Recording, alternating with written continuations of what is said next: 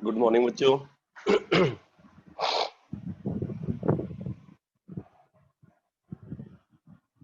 Good morning.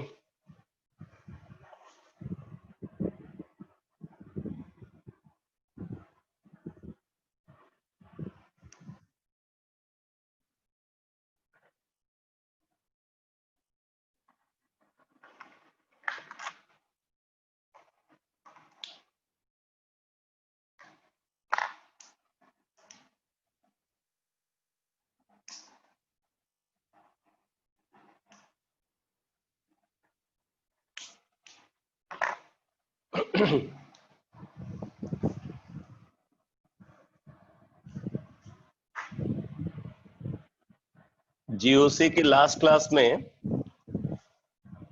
मैंने mesomeric effect के applications का डिस्कशन स्टार्ट किया था और उसमें मैंने फर्स्ट एप्लीकेशन आपको बताया हुआ है in determination of stability of organic species. In determination of stability of organic species, जिसमें हम लोगों ने 4 केसेस देखे थे। फर्स्ट केस जिसमें मैंने बताया कि अगर 2 ऑर्गेनिक स्पीसीज को कंसीडर कर रहे हैं, एक के अंदर रेजोनेंस है और दूसरे में रेजोनेंस नहीं है, तो जिसमें रेजोनेंस ऑब्जर्व होगा वो ज्यादा स्टेबल होगा। दूसरा केस हमने देखा कि अगर दोनों में रेजोनेंस है तो जिसके रेजोनेटिंग स्ट्रक्चर ज्यादा है वो ज्यादा स्टेबल होगा। तीसरा केस हमने देखा कि अगर दोनों में रेजोनेंस है और दोनों के रेजोनेटिंग स्ट्रक्चर बराबर है तो फिर जिसके इक्विवेलेंट स्ट्रक्चर ज्यादा होंगे वो ज्यादा स्टेबल होगा। और चौथा केस हमने देखा कि अगर दोनों में रेजोनेंस है बट एक के रेजोनेटिंग स्ट्रक्चर दूसरे से ज्यादा है, बट जिसके रेजोनेटिंग स्ट्रक्चर कम है उसके सारे के सारे स्ट्रक्चर इक्विवेलेंट है या उसके पास ज्यादा इक्विवेलेंट स्ट्रक्चर है दूसरे के कंपेयर में, तो इस बात की पॉसिबिलिटी है कि जिसके कम रेजोनेटिंग स्ट्रक्चर है बट इक्विवेलेंट स्ट्रक्चर ज्यादा है वो ज्यादा स्टेबल हो इन कंपेयर टू जिसके ज्यादा रेजोनेटिंग स्ट्रक्चर है। तो ये 4 केसेस हम लोगों ने लास्ट क्लास में देखा था। अब मैं मेसोमेरिक इफेक्ट के एप्लीकेशन में सेकंड एप्लीकेशन डिस्कस करने जा रहा हूं। नोट करो, in determination of bond order and bond length. In determination of bond order and bond length.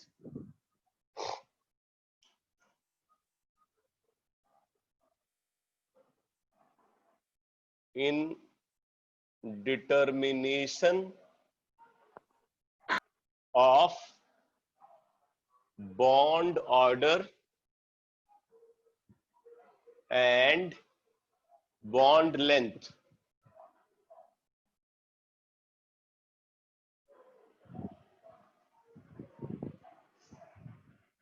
अब देखो, बॉन्ड ऑर्डर और बॉन्ड लेंथ को डिटरमाइन करने के लिए हम मेसोमेरिक इफेक्ट यानी कि रेजोनेंस को कैसे कंसीडर करेंगे। तो अब एक बात तो आपको पता है कि अगर कहीं पे रेजोनेंस ऑब्जर्व होता है तो वहां पे इलेक्ट्रॉन का डीलोकलाइजेशन होता है। अगर कहीं पे रेजोनेंस फिनोमेना ऑब्जर्व हो रहा है तो वहां पे इलेक्ट्रॉन का डीलोकलाइजेशन होगा, और अगर इलेक्ट्रॉन का डीलोकलाइजेशन हो रहा है तो इसका मतलब यह है कि जहां पे आप डबल बॉन्ड देख रहे हो एक्चुअल में वो डबल बॉन्ड नहीं है, और जहां पे आप सिंगल बॉन्ड देख रहे हो एक्चुअल में वो सिंगल बॉन्ड नहीं है, क्योंकि इलेक्ट्रॉन के डीलोकलाइजेशन की वजह से वहां पे बॉन्ड ऑर्डर और बॉन्ड लेंथ बदल जाती है। अब रेजोनेंस करता क्या है, जहां पे बॉन्ड ऑर्डर ज्यादा है रेजोनेंस वहां पे बॉन्ड ऑर्डर को कम कर देता है, और जहां पे बॉन्ड ऑर्डर कम है वहां पे वो बॉन्ड ऑर्डर को इंक्रीज कर देता है। इसका मतलब क्या होगा, जहां पे हायर बॉन्ड ऑर्डर था थ्योरेटिकल स्ट्रक्चर में, ठीक है, या रेजोनेटिंग स्ट्रक्चर के अंदर, तो जहां पे हायर बॉन्ड ऑर्डर है रेजोनेंस वहां पे बॉन्ड ऑर्डर को कम करके उसकी बॉन्ड लेंथ को इंक्रीज कर देता है, और जहां पे लोअर बॉन्ड ऑर्डर है रेजोनेंस वहां पे बॉन्ड ऑर्डर को इंक्रीज करके उसकी बॉन्ड लेंथ को डिक्रीज कर देता है। तो आप इस बात को नोट कर लो, due to resonance, due to resonance bond length of higher bond order, due to resonance bond length of higher bond order, due to resonance bond length of higher bond order increases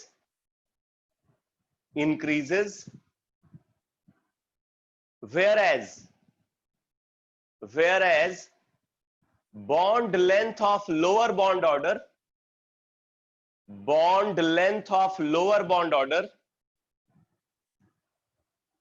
decreases, whereas bond length of lower bond order decreases. आगे लिखो, this tendency further increases, this tendency further increases, this tendency further increases as the number of resonating structure increases, as the number of resonating structure increases. This tendency further increases as the number of resonating structure increases.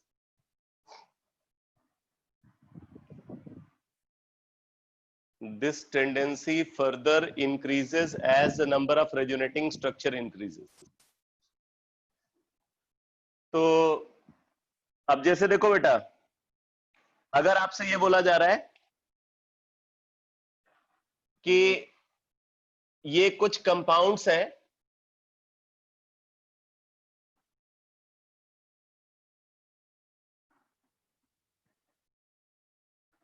जैसे एक compound ये है,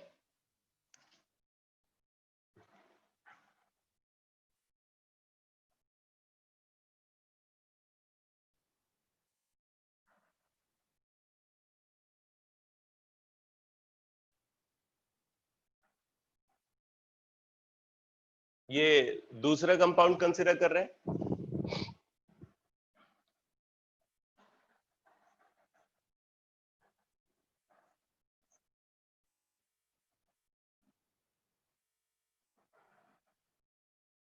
ये third compound है,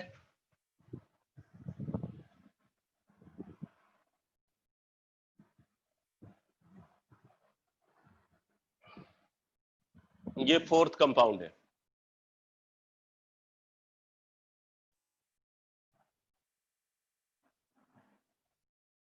ये चार compound हमने consider किए। अब यहां पे आपसे पूछा जा रहा है कि कार्बन नाइट्रोजन बॉन्ड का ऑर्डर ऑफ बॉन्ड लेंथ क्या होगा। Order of bond length of carbon nitrogen bond, ये आपको बताना है। Order of bond length of carbon nitrogen bond. अब बताओ क्या होना चाहिए। ये चार कंपाउंड गिवन है, इनमें जो कार्बन नाइट्रोजन बॉन्ड प्रेजेंट है उसका ऑर्डर ऑफ बॉन्ड लेंथ क्या होगा।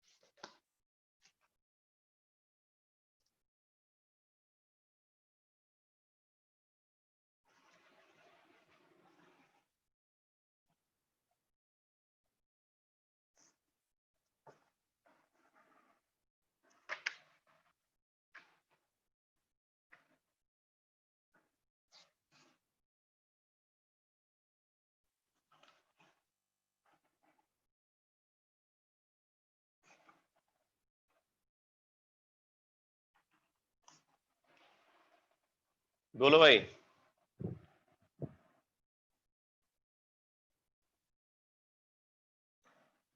3 4 1 2 3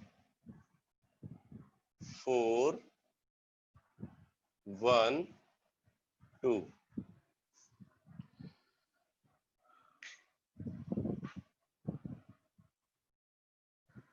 चलो देखते हैं। अगर आप फर्स्ट कंपाउंड को देखो, फर्स्ट कंपाउंड में क्या है, ये नाइट्रोजन का जो लोन पेयर है वो बेंजीन रिंग के साथ कंजुगेशन में है। Lone pair sigma pi sigma pi sigma pi, तो ये कंजुगेटेड सिस्टम है। इस वजह से क्या होगा, इलेक्ट्रॉन डीलोकलाइजेशन यहां पे कुछ इस तरीके से होना चाहिए। ठीक है, अगर हम इलेक्ट्रॉन डीलोकलाइजेशन की बात करें तो ये पूरे रिंग में होगा। आप देखो अब इसके रेजोनेटिंग स्ट्रक्चर को अगर हम कंसीडर करें तो इसके रेजोनेटिंग स्ट्रक्चर कितने होने चाहिए, तो आप इसको इस तरीके से काउंट कर सकते हो। एक ऑड कंजुगेट पोजीशन ये हो गई, दूसरी ये हो गई, तीसरी ऑड कंजुगेट पोजीशन ये है, और चौथी ऑड कंजुगेट पोजीशन ये है। तो इसके 4 रेजोनेटिंग स्ट्रक्चर होने चाहिए, 4 रेजोनेटिंग स्ट्रक्चर होने चाहिए। अगर आप यहां पे देखो तो यहां पे क्या सिचुएशन है भाई, ऑड कंजुगेट पोजीशन को मार्क करते जा रहे हैं।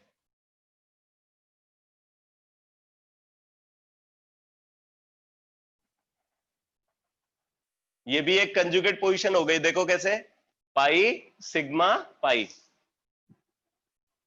तो आप इसमें ऑड कंजुगेट पोजीशन देखो तो यहां पे 5 दिख रही हैं, तो इसके रेजोनेटिंग स्ट्रक्चर 5 हो जाएंगे।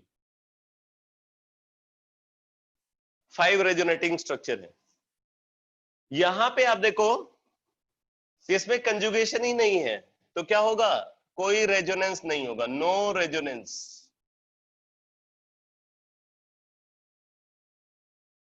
और अगर आप इसको देखो तो यहां भी कंजुगेशन नहीं है, इसके अंदर भी कंजुगेशन नहीं है। जो मैंने डिफरेंट टाइप के कंजुगेटेड सिस्टम बताए हुए हैं, अगर आप देखोगे तो इसके अंदर भी कोई कंजुगेशन नहीं है, तो इसका मतलब यहां भी कोई रेजोनेंस नहीं होगा। तो थर्ड और फोर्थ में कोई रेजोनेंस नहीं है। अगर रेजोनेंस नहीं है थर्ड और फोर्थ में, तो ऑब्वियसली जो बॉन्ड ऑर्डर आप देख रहे हो यहां पे वही एक्चुअल बॉन्ड ऑर्डर भी है। तो इसका मतलब है कि यहां पे बॉन्ड ऑर्डर अगर आप निकालोगे तो इसका बॉन्ड ऑर्डर है 1, और यहां पे अगर आप बॉन्ड ऑर्डर निकालोगे तो इसका बॉन्ड ऑर्डर है 2।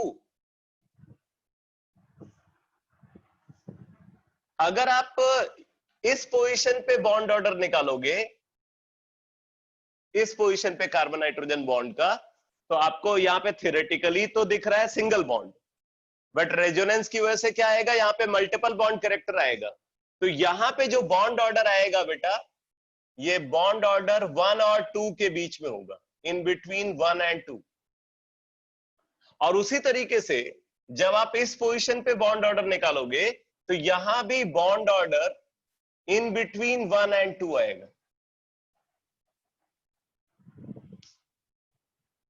तो आप देख सकते हो कि सबसे कम बॉन्ड ऑर्डर यहां है और सबसे ज्यादा बॉन्ड ऑर्डर यहां है। फोर्थ में बॉन्ड ऑर्डर सबसे ज्यादा है और थर्ड में बॉन्ड ऑर्डर सबसे कम है। इसका मतलब कि थर्ड की बॉन्ड लेंथ सबसे ज्यादा और फोर्थ की बॉन्ड लेंथ सबसे कम। तो अगर हम ऑर्डर ऑफ बॉन्ड लेंथ को कंसीडर करें तो फोर्थ की बॉन्ड लेंथ सबसे कम और थर्ड की बॉन्ड लेंथ सबसे ज्यादा। इसका मतलब ये ऑर्डर गलत। अब हमें फर्स्ट और सेकंड को देखना है। मैंने अभी आपको लिखवाया कि due to resonance bond length of higher bond order increases whereas bond length of lower bond order decreases, and this tendency further increases as the number of resonating structure increases। तो अगर आप फर्स्ट और second को देखो तो second में resonating structure first से ज्यादा है। इसका मतलब सेकंड में यहां पे जो बॉन्ड ऑर्डर होगा, ये बॉन्ड ऑर्डर वो ज्यादा होगा इन कंपेयर टू फर्स्ट। अगर यहां रेजोनेटिंग स्ट्रक्चर बढ़ रहा है तो यहां पे बॉन्ड ऑर्डर भी बढ़ रहा है, और बॉन्ड ऑर्डर अगर बढ़ रहा है तो ऑब्वियसली इसकी बॉन्ड लेंथ कम होनी चाहिए। इसका मतलब है कि फर्स्ट की बॉन्ड लेंथ सेकंड की बॉन्ड लेंथ से ज्यादा होनी चाहिए। ये ऑर्डर ऑफ बॉन्ड लेंथ होगा। अब बोलो बेटा, ये समझ में आया या नहीं आपको? जो हमने एनालिसिस की है बॉन्ड लेंथ डिटर्मिनेशन के लिए, ये आपको समझ में आया?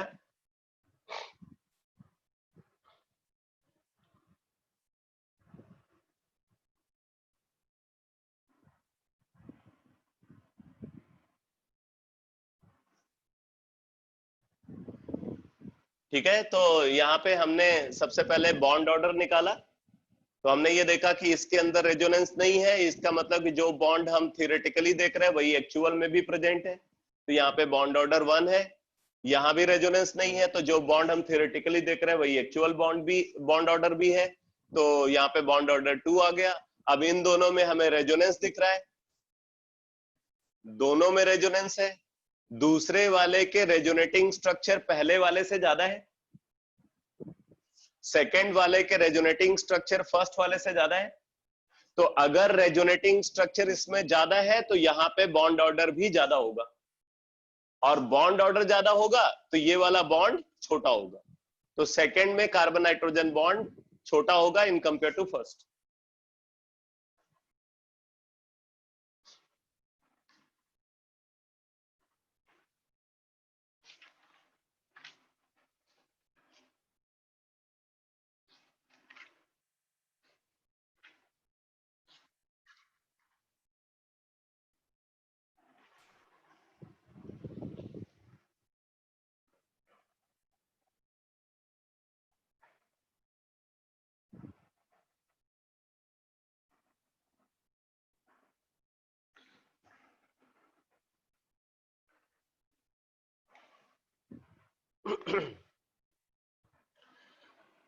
एक क्वेश्चन गिवन है, बोला there are 3 canonical structure of naphthalene. पहले तो नैप्थलीन के कैनोनिकल स्ट्रक्चर कौन कौन से हैं वो बना लेते हैं। There are 3 canonical structure of naphthalene.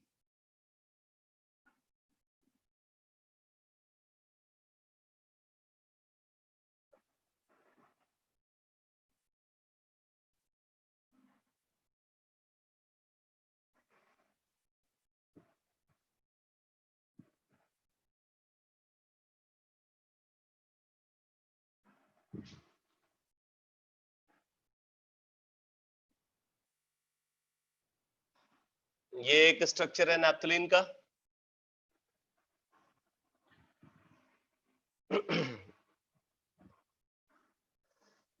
दूसरा स्ट्रक्चर कंसीडर कर रहे हैं,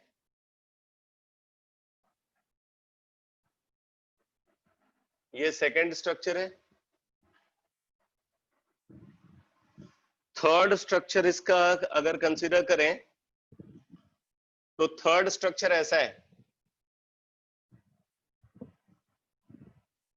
ये थर्ड स्ट्रक्चर है।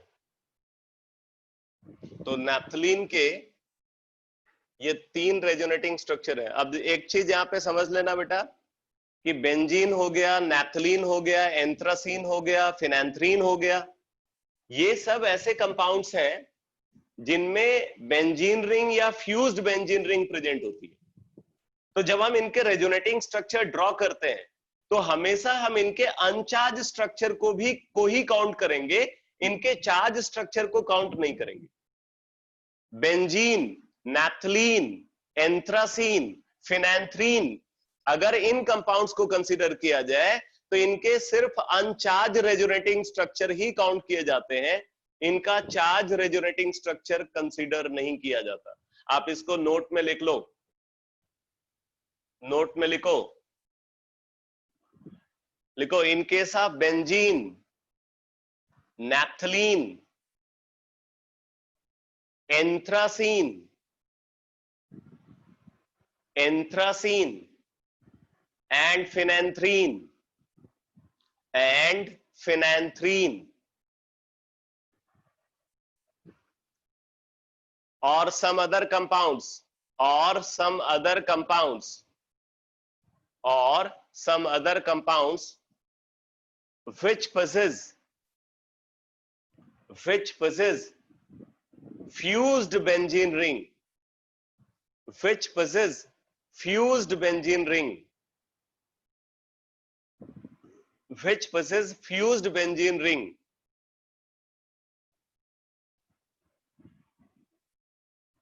only their uncharged resonating structure, only their uncharged resonating structure, only their uncharged resonating structure are taken into consideration, are taken into consideration, only their uncharged resonating structure are taken into consideration. ठीक है, तो इसीलिए हमने naphthalene के case में सिर्फ अनचार्ज structure को ही consider किया है. तो नैप्थलीन के कितने रेजोनेटिंग स्ट्रक्चर है? आप बोलोगे नैप्थलीन के 3 रेजोनेटिंग स्ट्रक्चर. अब इसके अलावा आप कोई भी और स्ट्रक्चर अगर आप ड्रॉ करोगे ना पाई बॉन्ड की पोजीशन को चेंज करके, तो इन्हीं में से कोई एक स्ट्रक्चर होगा, वो रिपीट होगा. तो ये नैप्थलीन के 3 रेजोनेटिंग स्ट्रक्चर है. अब आपसे ये पूछा जा रहा है कि अगर ये कार्बन नंबर 1 है, ये 2 है, ये 3 है, ये 4 है, 1 2 3 4,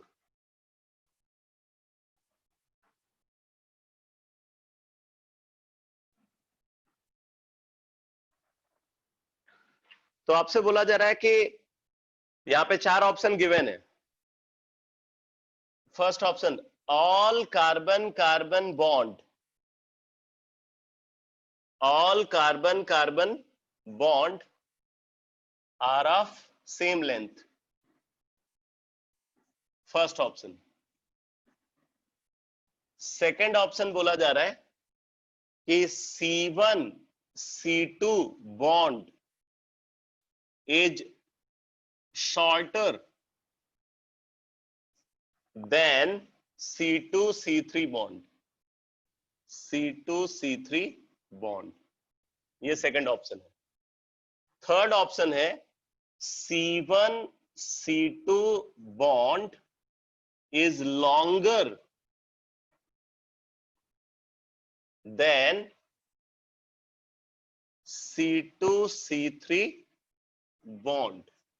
एंड फोर्थ ऑप्शन है none of these.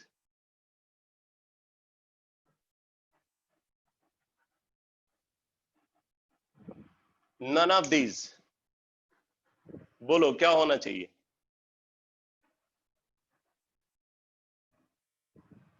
B option is correct. मतलब C1 C2 bond is longer than C2 C3 bond. अब देखो बेटा, इस क्वेश्चन का आंसर आपको कैसे करना है जरा समझो. C1 C2 बॉन्ड का बॉन्ड ऑर्डर निकालते हैं. अब बॉन्ड ऑर्डर कैसे निकलेगा? अगर हमें इसका बॉन्ड ऑर्डर निकालना है तो बॉन्ड ऑर्डर इस तरीके से निकलेगा. पहले तो देखो उस पोजीशन पे लोकलाइज्ड बॉन्ड कितने हैं. मतलब लोकलाइज का मतलब वो बॉन्ड जिनकी पोजीशन फिक्स है. तो आप देख रहे हो अगर C1 C2 पोजीशन पे देखा जाए तो कम से कम एक बॉन्ड हर रेजोनेटिंग स्ट्रक्चर में, मतलब एक बॉन्ड यहां पे फिक्स है. Number of localised bond plus, ठीक है. अब हम देखेंगे कि total number of resonating structure in which additional bond is present. अब उस पोजीशन पे कितने रेजोनेटिंग स्ट्रक्चर है जहां पे एक्स्ट्रा बॉन्ड प्रेजेंट है, लोकलाइज्ड बॉन्ड से एक्स्ट्रा बॉन्ड प्रेजेंट है. तो आप देखो पहले वाले में एक्स्ट्रा बॉन्ड है और तीसरे वाले में एक्स्ट्रा बॉन्ड है, दूसरे वाले में वहां पे एक ही बॉन्ड है. तो हम बोलेंगे number of resonating structure in which additional bond is present divided by total number of resonating structure. तो total number of resonating structure 3 है. तो अगर हमें इस पोजीशन पे बॉन्ड ऑर्डर निकालना है तो क्या होगा bond order? Bond order is equal to number of localised bond plus number of resonating structure in which additional bond is present divided by total number of resonating structure. आप चाहो तो ये formula लिख सकते हो। बॉन्ड ऑर्डर का formula क्या है? अगर सारे रेजोनेटिंग स्ट्रक्चर गिवन है तो bond order is equal to number of localised bond plus number of localised bond, यहां पे 1 है, number of localised bond plus numerator में number of resonating structure in which additional bond is present, number of resonating structure in which additional bond is present divided by total number of resonating structure, divided by total number of resonating structure। तो इस तरीके से अगर आप bond order निकालोगे तो यहां पे बॉन्ड ऑर्डर आ रहा है 5/3, C1 C2 पे बॉन्ड ऑर्डर आ रहा है 5/3। इसी तरीके से C2 C3 पे निकालते हैं। अगर C2 C3 पे निकालें तो इसमें भी एक लोकलाइज बॉन्ड है 1। अब हम देखेंगे कितने रेजोनेटिंग स्ट्रक्चर है जहां पे उस पोजीशन पे एडिशनल बॉन्ड प्रेजेंट है, तो सिर्फ सेकेंड स्ट्रक्चर में वहां पे एडिशनल बॉन्ड दिख रहा है। तो 1 1 + 1 और divided by total number of resonating structure 3, तो 1 + 1/3, तो ये निकाला हमने, तो ये आ गया बेटा 4/3। तो आप देख रहे हो यहां पे बॉन्ड ऑर्डर आ रहा है 4/3 और यहां पे बॉन्ड ऑर्डर क्या आ रहा है 5/3। तो यहां बॉन्ड ऑर्डर ज्यादा है। अगर बॉन्ड ऑर्डर ज्यादा है तो C1 C2 बॉन्ड छोटा होगा, तो C1 C2 bond is shorter than C2 C3 bond. तो ये ऑप्शन बी में गिवन है, तो बी ऑप्शन इज करेक्ट।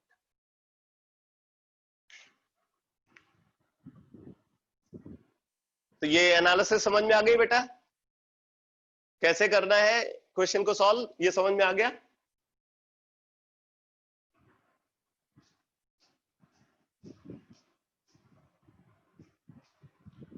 लेकिन ये अप्रोच आप तभी फॉलो कर पाओगे जब आपके पास आपके सामने रेजोनेटिंग स्ट्रक्चर गिवन होंगे। ठीक है, अगर रेजोनेटिंग स्ट्रक्चर ऑलरेडी ड्रॉ किए गए हैं और आपको बॉन्ड ऑर्डर निकालना है तो आप इस तरीके से बॉन्ड ऑर्डर निकाल सकते हो।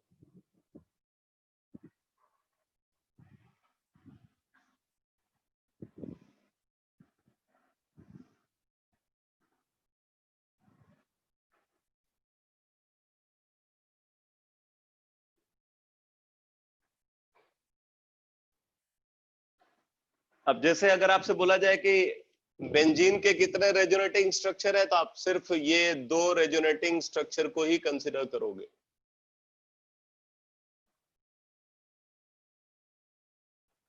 और ये बेंजीन के रेजोनेटिंग स्ट्रक्चर इसके केकुले फॉर्म बोले जाते हैं। हमेशा अनचार्ज स्ट्रक्चर ही कंसिडर करना है। तो बेंजीन के 2 रेजोनेटिंग स्ट्रक्चर है।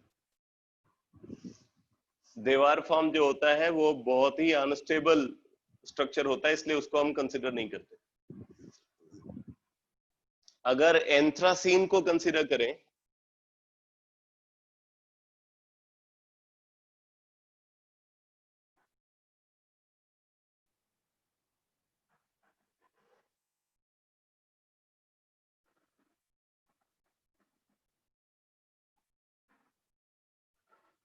तो एक स्ट्रक्चर ये है एंथ्रासीन का,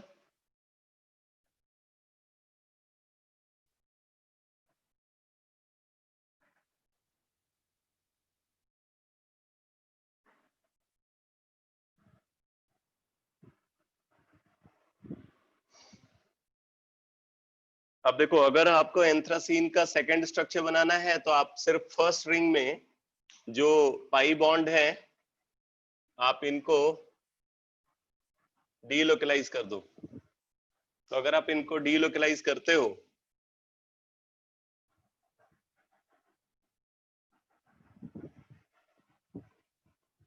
तो ये स्ट्रक्चर बन जाता है।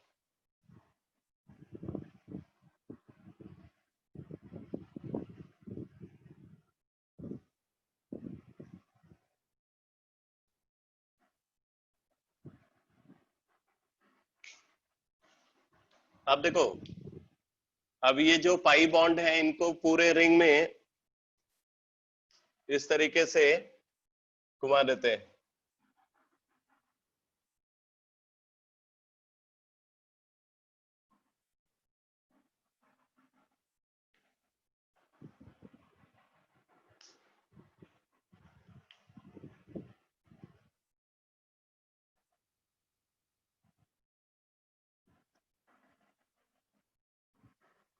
ये स्ट्रक्चर बन जाएगा। इसी तरीके से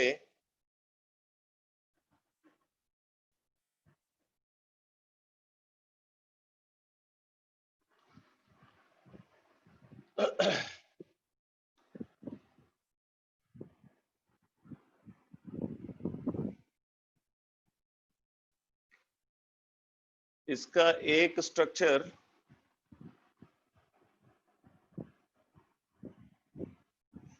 एक स्ट्रक्चर हम इसका ऐसे बना सकते हैं। ये जो थर्ड रिंग है, ठीक है,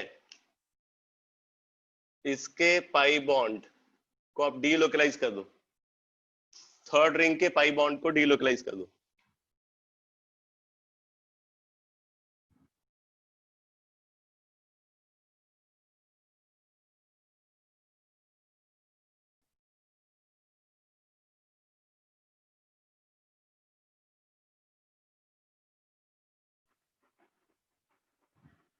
तो टोटल जो है ये एंथ्रासीन के 4 रेजोनेटिंग स्ट्रक्चर बनते हैं।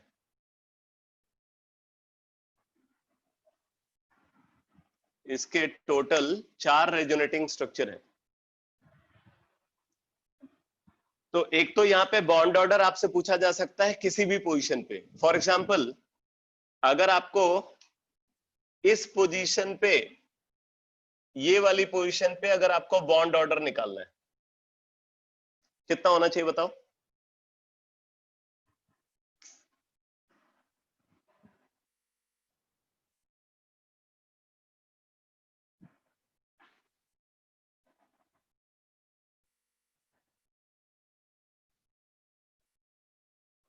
वन 1.25 मतलब 5/4।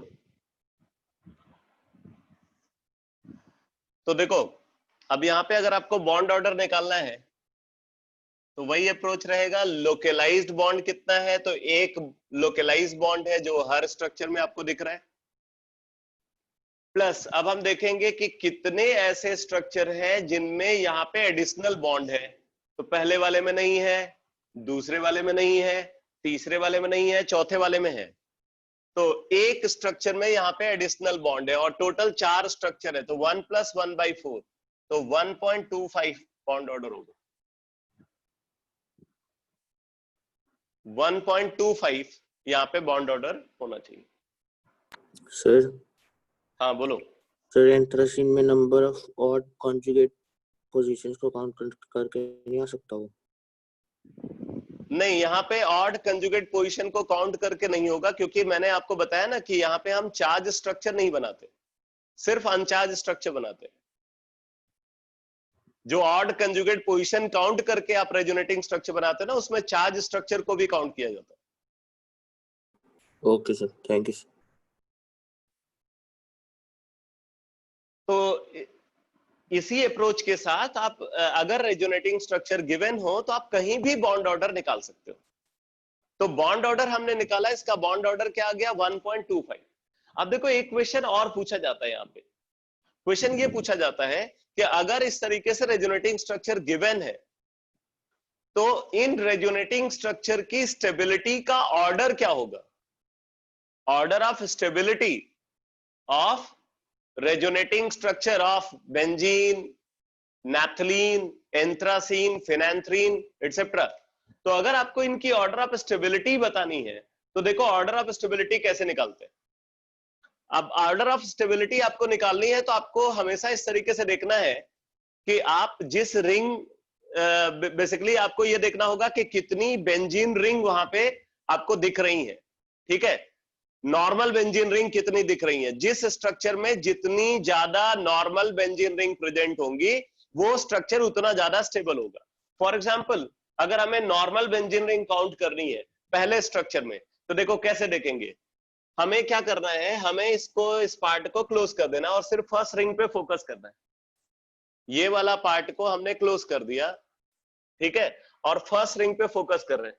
तो अगर आप देखो तो क्या आपको फर्स्ट रिंग बेंजीन रिंग जैसी दिख रही है अगर आप इसको क्लोज करते हो? बोलो, क्या फर्स्ट रिंग बेंजीन रिंग जैसी दिख रही है?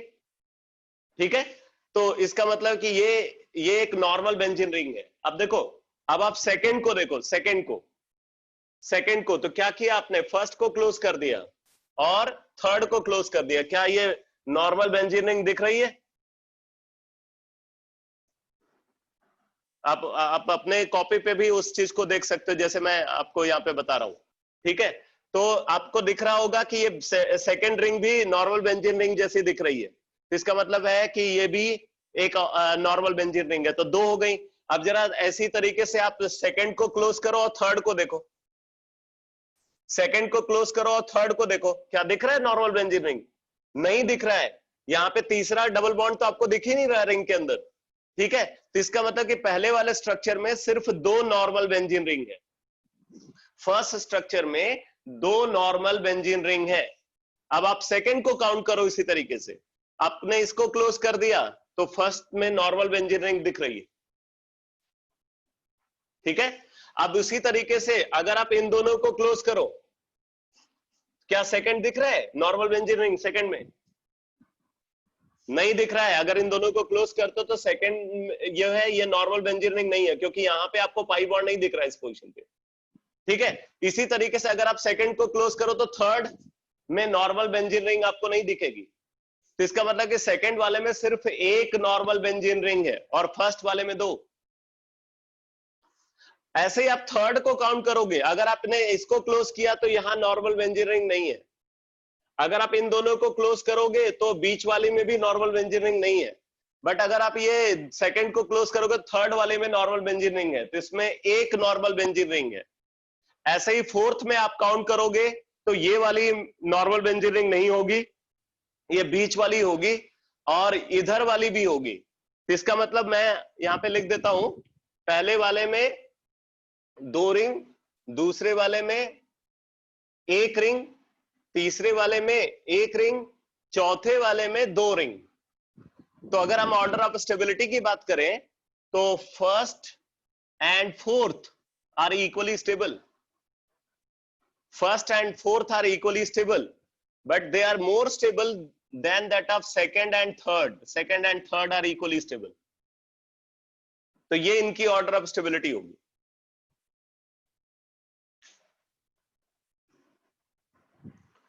फर्स्ट और फोर्थ की स्टेबिलिटी बराबर है, सेकंड और थर्ड की स्टेबिलिटी बराबर है, बाकी फर्स्ट और फोर्थ सेकंड और थर्ड से ज्यादा स्टेबल है।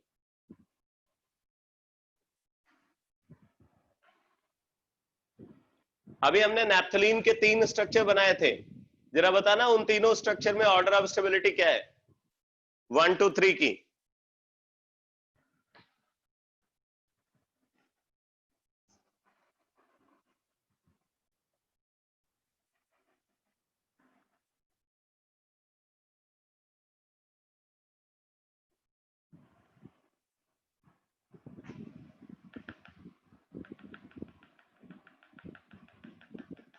हाँ सही है, फर्स्ट की स्टेबिलिटी वहां पे सबसे ज्यादा है, सेकंड और थर्ड की स्टेबिलिटी बराबर है। ये अप्रोच समझ में आ गया बेटा, कैसे स्टेबिलिटी आपको यहाँ पे बतानी है?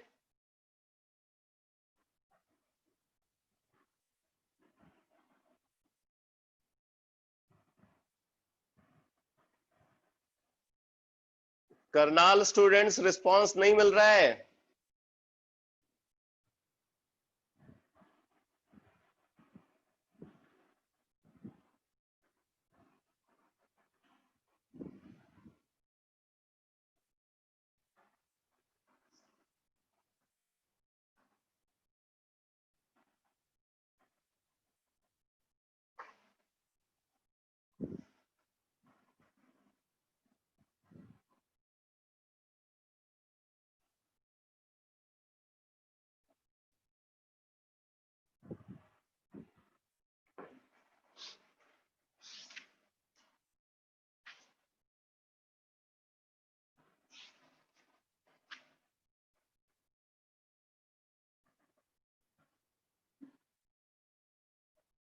एक और क्वेश्चन लिखो, which of the following has longest carbon oxygen bond? Which of the following has longest carbon oxygen bond? Which of the following has longest carbon oxygen bond?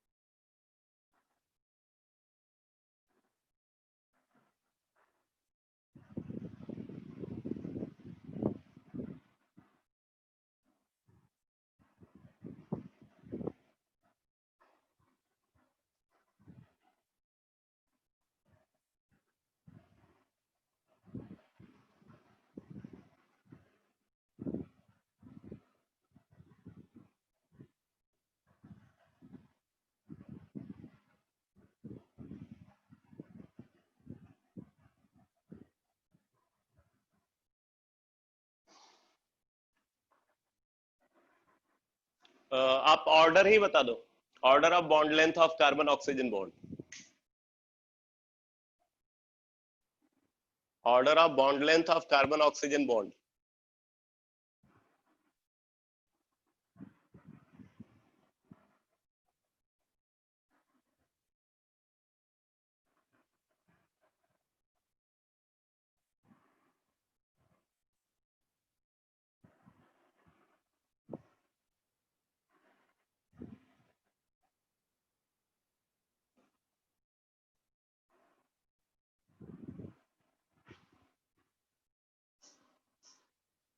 Three one two four.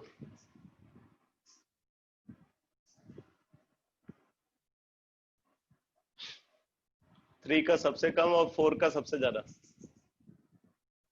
यही बता रहे हो? Three का सबसे कम और four का सबसे ज्यादा, या उसका उल्टा?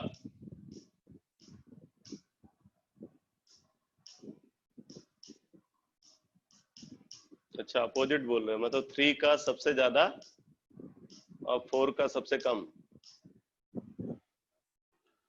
ऑर्डर ऑफ बॉन्ड लेंथ पूछा है मैंने,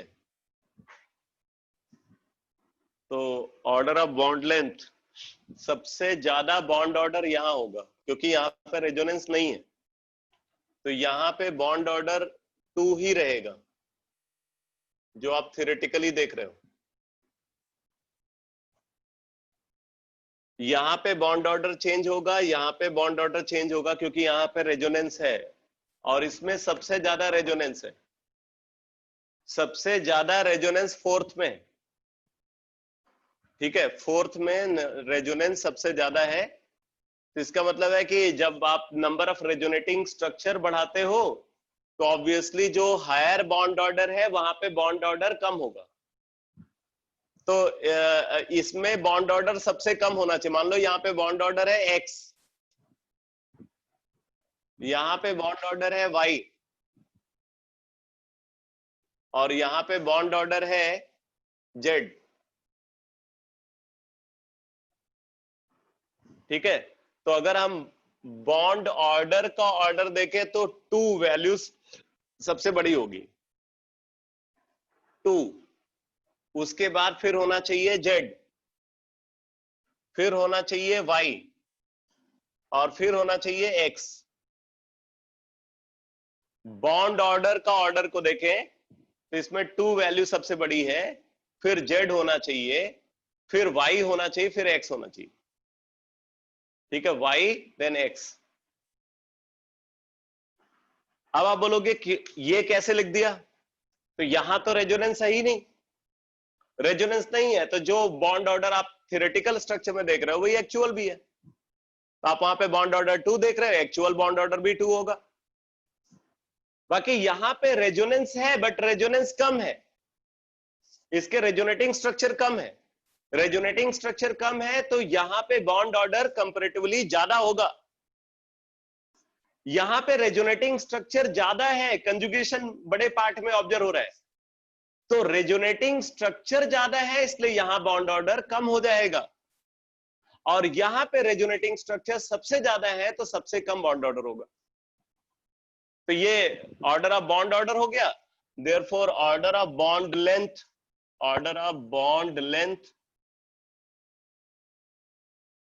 को अगर कंसीडर करें तो थर्ड में सबसे कम, उसके बाद थर्ड के बाद फिर फर्स्ट, फर्स्ट के बाद फिर सेकंड, और सबसे ज्यादा बॉन्ड ऑर्डर फोर्थ में होगा। तो सबसे ज्यादा बॉन्ड लेंथ फोर्थ में होगा। तो ये ऑर्डर ऑफ बॉन्ड लेंथ है। Third, first, second, fourth.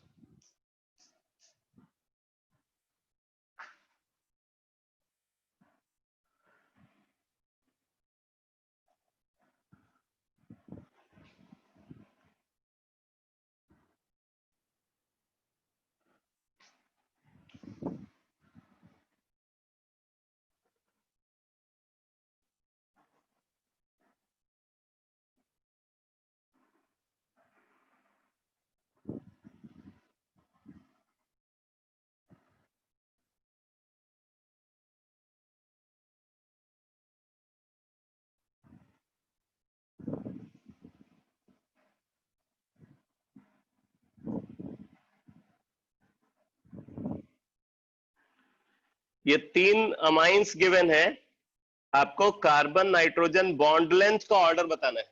Order of carbon nitrogen bond length.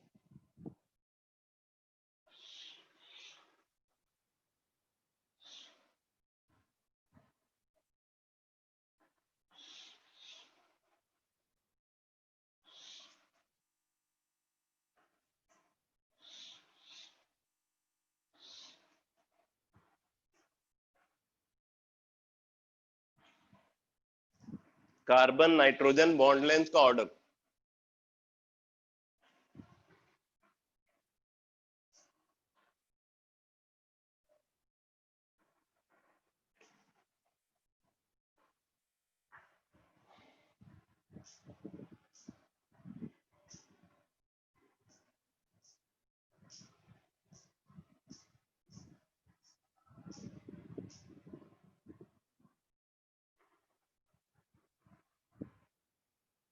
First is greater than third is greater than fourth.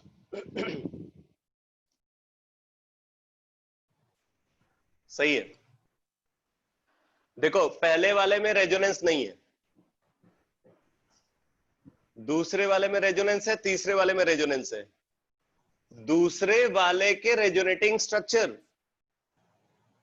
तीसरे वाले के रेजोनेटिंग स्ट्रक्चर से ज्यादा है। यहाँ पे कंजुगेशन बड़े पार्ट में है, इसके नंबर ऑफ रेजोनेटिंग स्ट्रक्चर ज्यादा है इसके कंपेयर में। अगर यहाँ ज्यादा रेजोनेटिंग स्ट्रक्चर है तो ऑब्वियसली यहाँ पे बॉन्ड ऑर्डर भी ज्यादा होगा।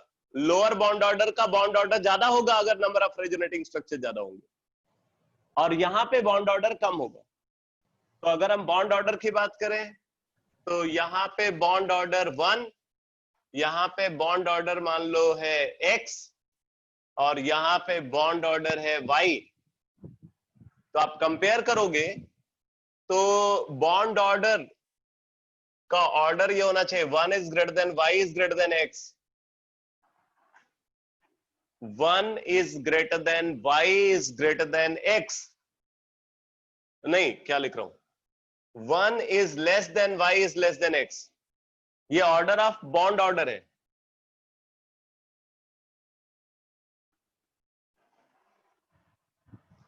अगर ये ऑर्डर ऑफ बॉन्ड ऑर्डर है तो ऑर्डर ऑफ बॉन्ड लेंथ इसका रिवर्स होना चाहिए।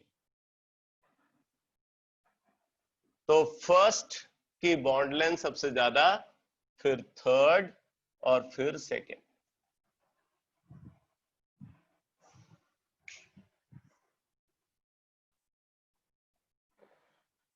चलो नेक्स्ट सिग्निफिकेंस लिखो, मेसोमेरिक इफेक्ट का नेक्स्ट सिग्निफिकेंस लिखो। In determination of acidic strength, in determination of acidic strength of various compounds, in determination of acidic strength of various compounds.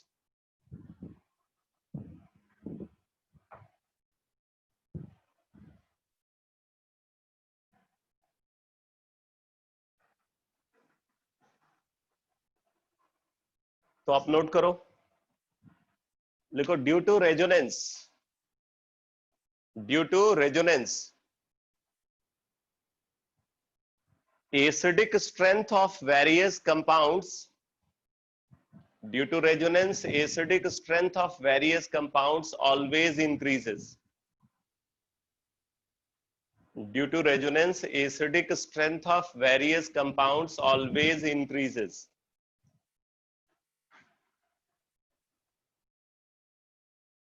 ठीक है, अब जैसे देखो बेटा, अगर आपसे बोला जाए कि प्रोपीन है और प्रोपेन है, प्रोपीन है और प्रोपेन है, और आपसे पूछा जा रहा है कौन ज्यादा एसिडिक है, विच इज मोर एसिडिक, तो आपने ये तो पढ़ा है कि अगर एसिडिक स्ट्रेंथ कंपेयर करनी है तो हमेशा एनायन की स्टेबिलिटी को देखेंगे। एसिडिक स्ट्रेंथ को कंपेयर करने के लिए हमेशा स्टेबिलिटी ऑफ एनायन को कंसीडर किया जाएगा। तो आप देखो, अगर यहां से हाइड्रोजन को हटाए, यहां से H पॉजिटिव रिमूव करें इस कार्बन से, तो इस कार्बन पे नेगेटिव चार्ज आएगा, और अगर यहां से H पॉजिटिव रिमूव करते हैं तो यहां पे नेगेटिव चार्ज आएगा। अब आप देख सकते हो कि यहाँ पे जो एनायन है, कार्बन आयन है, वो रेजोनेंस के थ्रू स्टेबलाइज होगा, कंजुगेशन है। इसमें कार्बन आयन को रेजोनेंस की स्टेबिलिटी नहीं मिलेगी। तो इस हिसाब से अगर आप देखो तो ये एनायन ज्यादा स्टेबल है इसके कंपेयर में, ये वाला कार्बन आयन ज्यादा स्टेबल है इसके कंपेयर में। तो अगर ये ज्यादा स्टेबल है तो इसके करस्पॉन्डिंग एसिड ज्यादा एसिडिक भी होगा, क्योंकि जितना स्टेबल एनायन होगा उतना ज्यादा एसिडिक स्ट्रेंथ होगा। तो इसका मतलब हम ये बोल सकते हैं कि propene is more acidic than that of propane. Propene is more acidic than that of propane. Propene is more acidic than that of propane. अब जरा देखो इसी तरीके से, अगर हमारे पास फिनॉल है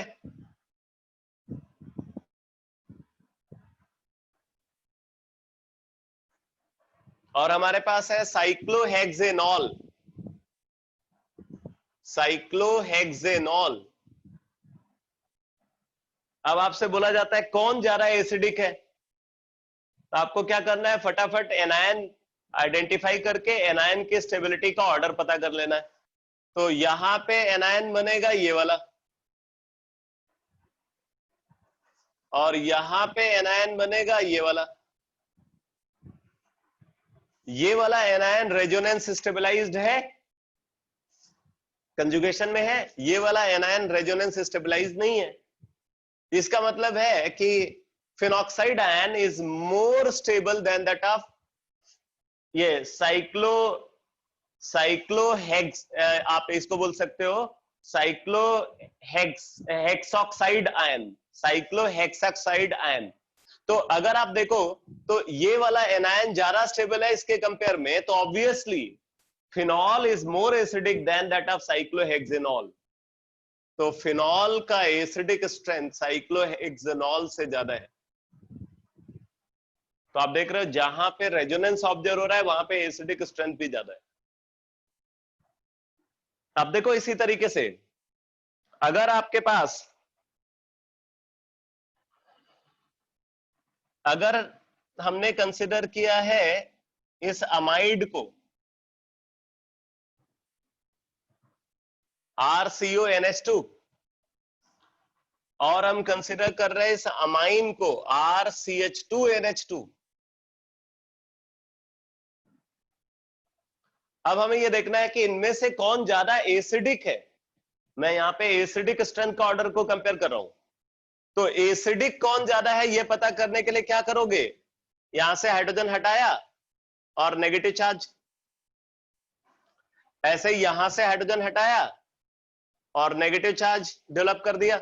अब इन दोनों एनायन की स्टेबिलिटी को कंपेयर कर लेते हैं। तो आप देख सकते हो कि यहां पे रेजोनेंस है, इसमें रेजोनेंस नहीं है, तो इसका मतलब कि ये वाला एनायन ज्यादा स्टेबल है। और अगर ये एनायन ज्यादा स्टेबल है तो ऑब्वियसली जो ये एसिड अमाइड है वो ज्यादा एसिडिक होगा इन कंपेयर टू अमाइन। तो acid amide is more acidic than that of amine.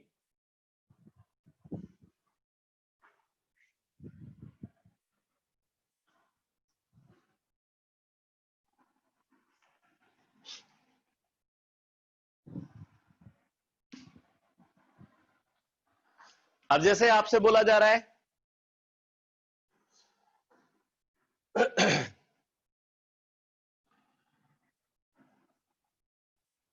कि सल्फोनिक एसिड है, सल्फोनिक एसिड और कार्बोक्सिलिक एसिड, कंपेयर करना है इनका एसिडिक स्ट्रेंथ। सल्फोनिक एसिड है और कार्बोक्सिलिक एसिड है, एसिडिक स्ट्रेंथ को कंपेयर करना है। तो क्या करोगे, देखो दोनों से H पॉजिटिव हटा करके जो एनायन फॉर्म होता है आप उसकी स्टेबिलिटी को डिसाइड कर लोगे। अब अगर आप ऑर्डर ऑफ स्टेबिलिटी को इन दोनों में डिटरमाइन करो तो क्या होगा, इसमें 3 ऑड कंजुगेट पोजीशन है जबकि इसमें 2 ऑड कंजुगेट पोजीशन है। इसका मतलब कि इसके 3 रेजोनेटिंग स्ट्रक्चर होंगे और इसके 2 रेजोनेटिंग स्ट्रक्चर होंगे। रेजोनेंस तो दोनों में है बट रेजोनेटिंग स्ट्रक्चर इसके ज्यादा है इसके कंपेयर में। अच्छा, इसके तीनों स्ट्रक्चर आप बनाओगे, तीनों इक्विवेलेंट होंगे और इसके दोनों इक्विवेलेंट होंगे। इसमें नंबर ऑफ रेजोनेटिंग स्ट्रक्चर भी ज्यादा है और नंबर ऑफ इक्विवेलेंट स्ट्रक्चर भी ज्यादा है। नंबर ऑफ रेजोनेटिंग स्ट्रक्चर भी ज्यादा है और नंबर ऑफ इक्विवेलेंट स्ट्रक्चर भी ज्यादा है, इसलिए ये ज्यादा स्टेबल होगा इसके कंपेयर में। तो sulfonate ion is more stable than that of carboxylate ion. तो अगर सल्फोनेट आयन कार्बोक्सिलेट आयन से ज्यादा स्टेबल है तो ऑब्वियसली सल्फोनिक एसिड ज्यादा एसिडिक होगा in compare to carboxylic acid. तो sulphonic acid is more acidic than that of carboxylic acid.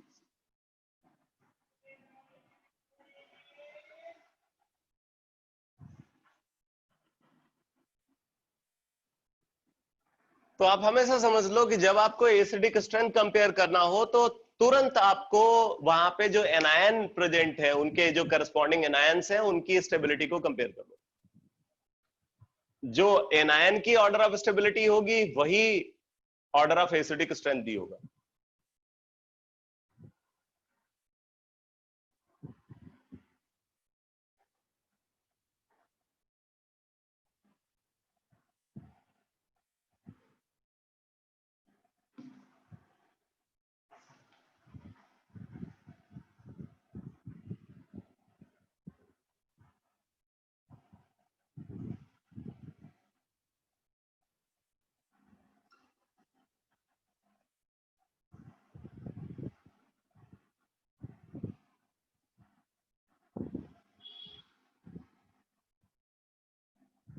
बताओ इनके एसिडिक स्ट्रेंथ का ऑर्डर क्या होगा?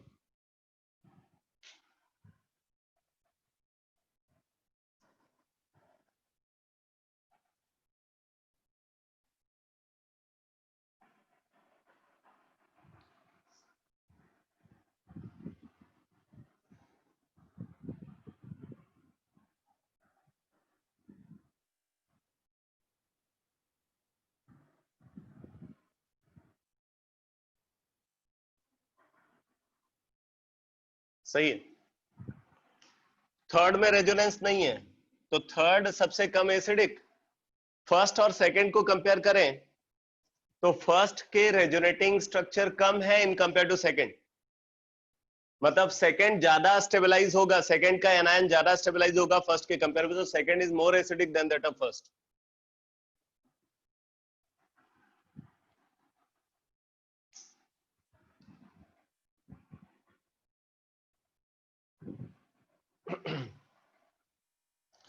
नेक्स्ट एप्लीकेशन लिखो, in determination of basic strength,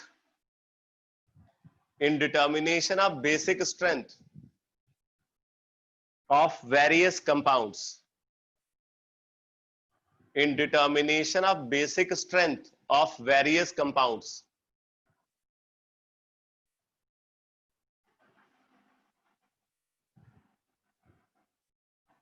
in determination of basic strength of various compounds,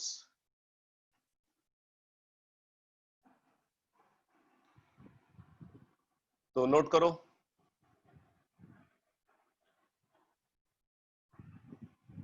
लिखो due to resonance basic strength, due to resonance basic strength of compound always decreases, due to resonance basic strength of compound always decreases,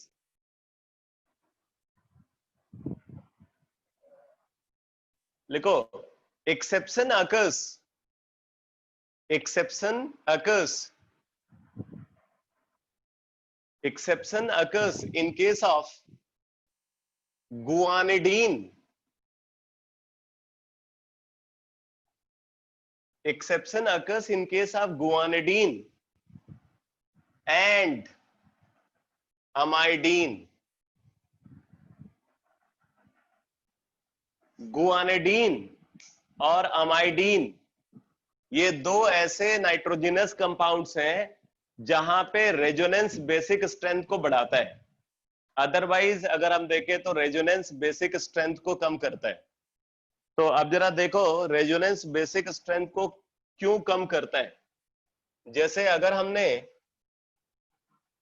ये amine को consider किया, ethyl amine, और दूसरा हम consider कर रहे हैं विनाइल अमाइन या इथिनामीन भी बोल सकते हैं। अब आप देख सकते हो कि यहाँ पे कंजुगेशन है, मतलब ये नाइट्रोजन का जो लोन पेयर है वो डीलोकलाइज्ड, जो लोन पेयर नाइट्रोजन पे प्रेजेंट है वो लोकलाइज्ड नहीं है बल्कि वो डीलोकलाइज्ड है, डिस्पर्स्ड है, जबकि यहाँ पे लोन पेयर लोकलाइज्ड है, इसमें रेजोनेंस नहीं है। तो अगर लोन पेयर लोकलाइज्ड है, एक एटम के ऊपर प्रेजेंट है, तो फिर उस एटम की मर्जी है कि वो उस लोन पेयर के साथ जो चाहे वो करे। लेकिन अगर लोन पेयर कई सारे एटम पे डिस्ट्रीब्यूट हुआ है, तो जब तक वो सारे एटम नहीं चाहेंगे तब तक उसका डीलोकलाइज, उसका डोनेशन हो नहीं सकता। तो यहां पे एक एटम की मर्जी है कि वो लोन पेयर डोनेट करे या नहीं करे, जबकि यहां पे नाइट्रोजन और कार्बन दोनों अगर चाहेंगे तभी लोन पेयर का डोनेशन हो पाएगा। ठीक है, तो आप ये समझ लो कि अगर कोई डिसीजन किसी एक पर्सन को लेना है और अगर डिसीजन एक पूरा ग्रुप मिलकर के अगर लेता है, तो ऑब्वियस सी बात है कि जहां पे कोई एक पर्सन डिसीजन ले रहा है वहां पे डिसीजन फास्ट होगा।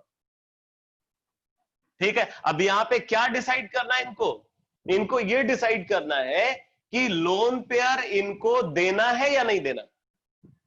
तो ऑब्वियसली लोन पेयर देना यहां पे ज्यादा आसान है, क्योंकि वो लोन पेयर डोनेशन राइट सिर्फ नाइट्रोजन के पास है, जबकि यहां पे लोन पेयर डोनेशन नाइट्रोजन और कार्बन दोनों मिलकर के डिसाइड करेंगे कि डोनेशन करना है या नहीं करना है, बिकॉज लोन पेयर दोनों पे डिस्पर्स्ड है।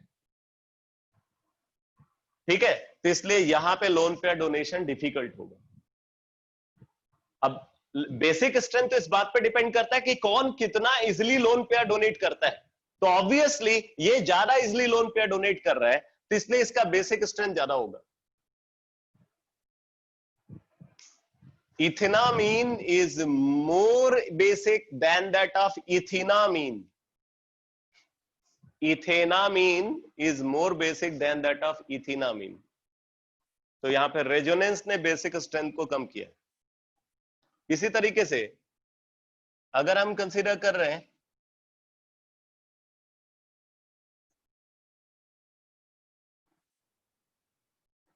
एनिलीन को,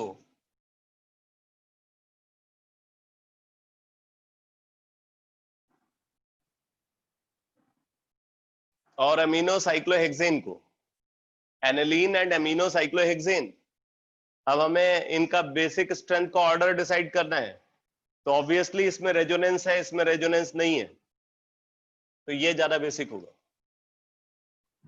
amino cyclohexane is more basic than that of aniline. ठीक है, ऐसे ही अगर हम कंसीडर कर रहे हैं अमाइड को और अमाइन को,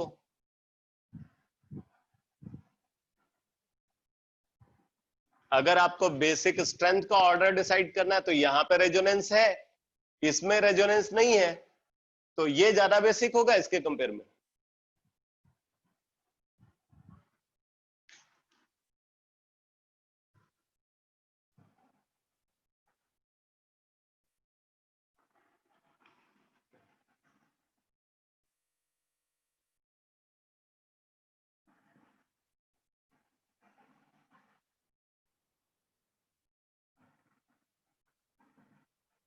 अब अगर इन दोनों का बेसिक स्ट्रेंथ को कंपेयर करें तो यहां पे लोन पेयर डीलोकलाइज्ड है, कंजुगेशन है, यहां पे लोन पेयर डीलोकलाइज्ड नहीं है, तो इसलिए ये ज्यादा बेसिक होगा इसके कंपेयर में।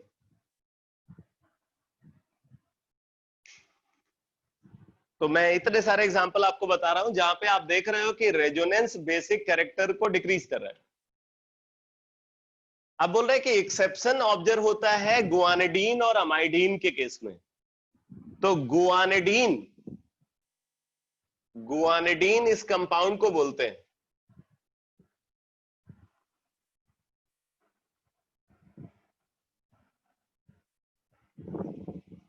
ये गुआनिडीन है,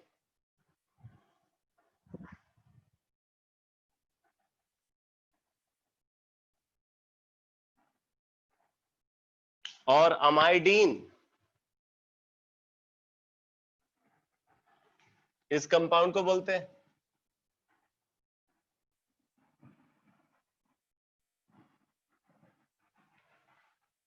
ये अमाइडीन है।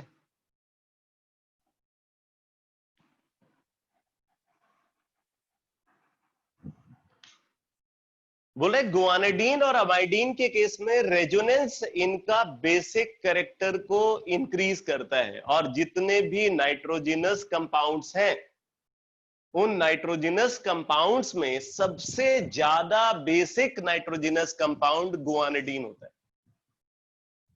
जितने भी नाइट्रोजिनस कंपाउंड है उनमें सबसे ज्यादा बेसिक नाइट्रोजिनस कंपाउंड गुआनिडीन है, बिकॉज ऑफ रेजोनेंस। अब देखो जरा रेजोनेंस यहाँ पे बेसिक कैरेक्टर को कैसे इंक्रीज करता है। ध्यान देना, ये लोन पेयर और ये लोन पेयर इस डबल बॉन्ड के साथ कंजुगेशन में है, तो इनका डीलोकलाइजेशन होगा, और जब ये डीलोकलाइज होंगे तो ये जो पाई बॉन्ड पेयर है ये नाइट्रोजन को ट्रांसफर होगा, बीच वाला जो नाइट्रोजन है इस नाइट्रोजन पे ट्रांसफर होगा। आप देख सकते हो कि इस नाइट्रोजन के पास पहले से एक लोन पेयर प्रेजेंट है। ये वाला जो नाइट्रोजन है, ये नाइट्रोजन पहले से एक लोन पेयर को एक्वायर कर रहा है, और ऊपर से एक लोन पेयर और आ रहा है वहां पे, ये इलेक्ट्रॉन डीलोकलाइजेशन के थ्रू एक लोन पेयर और आ रहा है। ठीक है, तो इस वजह से क्या होगा, इन दो पहले वाला जो लोन पेयर है उसमें उसके ऊपर दूसरे वाले लोन पेयर की वजह से रिपल्सन बढ़ेगा, इसलिए पहले वाले लोन पेयर का डोनेशन इजिली पॉसिबल है। यहां से लोन पेयर बहुत आसानी से डोनेट होगा, और इस वजह से इसका बेसिक कैरेक्टर, ठीक है, बेसिक कैरेक्टर इसका बहुत ज्यादा होता है। तो आप देख रहे हो कि यहाँ पे रेजोनेंस की वजह से क्या हुआ, बेसिक कैरेक्टर बढ़ा है। मैं फिर से रिपीट कर रहा हूं, मान लो ये 1 है, ये 2 है और ये 3 है, तो नाइट्रोजन 1 और नाइट्रोजन 2 का जो लोन पेयर है वो डीलोकलाइज हो रहा है, और उससे नाइट्रोजन 3 पे इलेक्ट्रॉन डेंसिटी बढ़ रही है, और नाइट्रोजन 3 पे इलेक्ट्रॉन डेंसिटी बढ़ने की वजह से नाइट्रोजन 3 पे present lone pair easily donate हो रहा है, तो इसलिए इसका बेसिक कैरेक्टर नाइट्रोजनस कंपाउंड्स में सबसे ज्यादा होता है। अब जरा इस कंपाउंड पे आओ, अब यहां पे देखो क्या है, मान लो ये N1 है, ये N2 है, तो N1 का लोन पेयर डीलोकलाइज होगा, ठीक है, तो N2 के सराउंडिंग में इलेक्ट्रॉन डेंसिटी बढ़ेगी, इसलिए N2 का लोन पेयर यहां पे डोनेट होगा, बट उतना इजीली डोनेट नहीं होगा जितना कि गुआनिडीन में हो रहा है, क्योंकि गुआनिडीन में N1 N2 दोनों का लोन पेयर N3 की तरफ आ रहा है, और यहां पे क्या हो रहा है, सिर्फ N1 का लोन पेयर N2 पे जा रहा है, इसलिए गुआनिडीन का बेसिक कैरेक्टर अमाइडीन के बेसिक कैरेक्टर से ज्यादा होगा। तो अगर हम इनका ऑर्डर ऑफ बेसिक कैरेक्टर को कंसीडर करें, सारे नाइट्रोजनस कंपाउंड का overall order of basic strength, आप इस बात को लिख लो, overall order of basic strength, overall order of basic strength of nitrogenous compound, overall order of basic strength of nitrogenous compound is, overall order of basic strength of nitrogenous compound is, तो सबसे ज्यादा basic होता है guanidine, उसके बाद अमाइडीन, ठीक है, इसके बाद अमाइंस, अमाइंस में भी डिफरेंट केसेस है, primary amine, secondary amine, tertiary amine, ammonia. तो प्राइमरी, सेकेंडरी, टर्सरी अमाइन का ऑर्डर ऑफ बेसिक स्ट्रेंथ हम लोग इंडक्टिव इफेक्ट के साथ ऑलरेडी देख चुके हैं, ठीक है, तो मैं यहाँ पे सिर्फ अमाइंस लिख रहा हूं, बाकी आपको पता है कि सेकेंडरी अमाइंस में सबसे ज्यादा बेसिक होता है, बट प्राइमरी और टर्सरी का ऑर्डर एल्काइल ग्रुप के नेचर पे डिपेंड करता है। तो गुआनिडीन, अमाइडीन, अमाइंस, अमाइंस के बाद अमोनिया, अमोनिया, अमोनिया के बाद एनिलीन,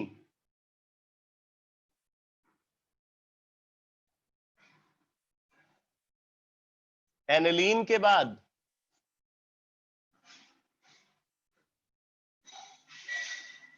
एनिलीन के बाद पिरिडीन,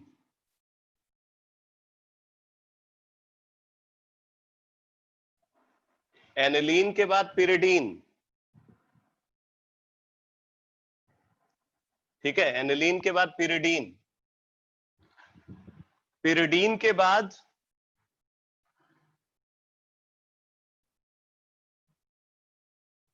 अमाइड, अमाइड के बाद पायरोल,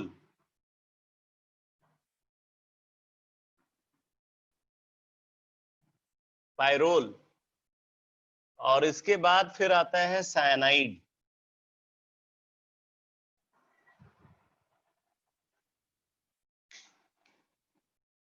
अगर नाइट्रोजनस कंपाउंड के बेसिक स्ट्रेंथ का ऑर्डर को देखें तो ये ओवरऑल ऑर्डर है, गुआनिडीन सबसे ज्यादा बेसिक होते हैं, उसके बाद अमाइडीन, उसके बाद अमाइंस, फिर अमोनिया, फिर एनिलीन, फिर पिरिडीन, उसके बाद अमाइड, उसके बाद पायरोल, और सबसे कम बेसिक होता है साइनाइड।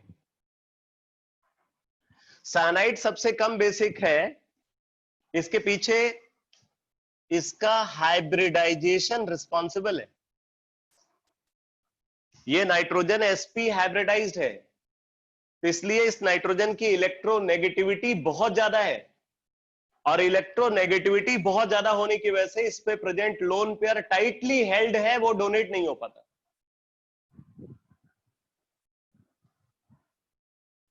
ठीक है, ये इलेक्ट्रोनेगेटिविटी फैक्टर आप पीछे बेसिक स्ट्रेंथ में बताया हुआ है इंडक्टिव इफेक्ट के साथ। तो इसमें इंडक्टिव इफेक्ट, ये इलेक्ट्रोनेगेटिविटी फैक्टर आ रहा है यहां पे रेजोनेंस, और रेजोनेंस का एक्सट्रीम केस आप आगे देखोगे एरोमेटिसिटी इन्वॉल्व है। तो एरोमेटिसिटी का इन्वॉल्वमेंट की वजह से ये सिचुएशन अराइज हो रही है। यहाँ पे भी रेजोनेंस है, यहाँ पे इलेक्ट्रोनेगेटिविटी फैक्टर आ रहा है, ठीक है। यहाँ पे रेजोनेंस, बाकी केसेस इसमें कोई रेजोनेंस नहीं है। यहाँ पे एल्काइल ग्रुप का plus I effect basic strength को बढ़ा रहा है। गुआनिडीन और अमाइडीन आपने देखा कि किस वजह से ये ज्यादा बेसिक होते हैं।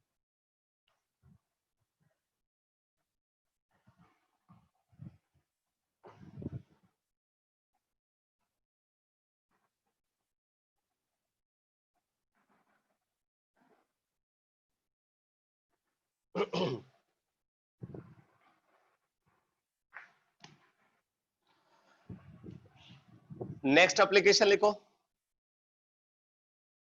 मेसोमेरिक इफेक्ट के एप्लीकेशन में अगला एप्लीकेशन लिखो, in determination of stability, indetermination of stability of reaction intermediate, indetermination of stability of reaction intermediate,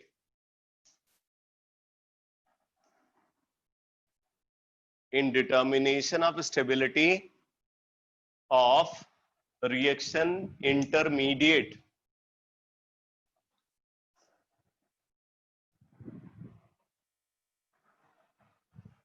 तो इसमें आप लिखो stability of carbocation. First case stability of carbocation, stability of carbocation.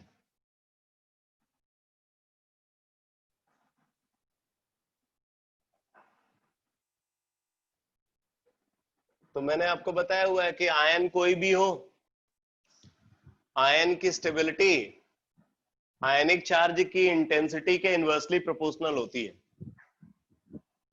तो ये स्टेबिलिटी जो होगी कार्बोकेटायन की, वो intensity of positive charge on carbon atom के इनवर्सली प्रोपोर्शनल होगी। कार्बन पे पॉजिटिव चार्ज इंटेंसिटी जितनी कम होगी, कार्बोकेटायन उतना ज्यादा स्टेबल होगा। Stability of carbocation is inversely proportional to intensity of positive charge on carbon atom. अब जरा देखो बेटा, इंटेंसिटी ऑफ पॉजिटिव चार्ज को कौन कम करता है और कौन बढ़ाता है? आपने इंडक्टिव इफेक्ट में देखा था कि जो प्लस आई इफेक्ट ग्रुप है वो पॉजिटिव चार्ज इंटेंसिटी को कम करता है। मतलब electron donating group positive charge intensity को कम करता है और electron withdrawing group positive charge intensity को बढ़ाता है। तो इसका मतलब intensity of positive charge on carbon atom अगर हम कंसीडर करें तो this is inversely proportional to number of resonating structure, number of resonating structure. तो जितने ज्यादा रेजोनेटिंग स्ट्रक्चर होंगे, पॉजिटिव चार्ज इंटेंसिटी उतनी कम होगी। आप इसको ऐसे समझ सकते हो, जैसे अगर ये कार्बोकेटायन है तो इसके ये दो रेजोनेटिंग स्ट्रक्चर है, इस कार्बोकेटायन के दो रेजोनेटिंग स्ट्रक्चर है। इसका मतलब इसका जो रेजोनेंस हाइब्रिड होगा, ये इसका रेजोनेंस हाइब्रिड होगा।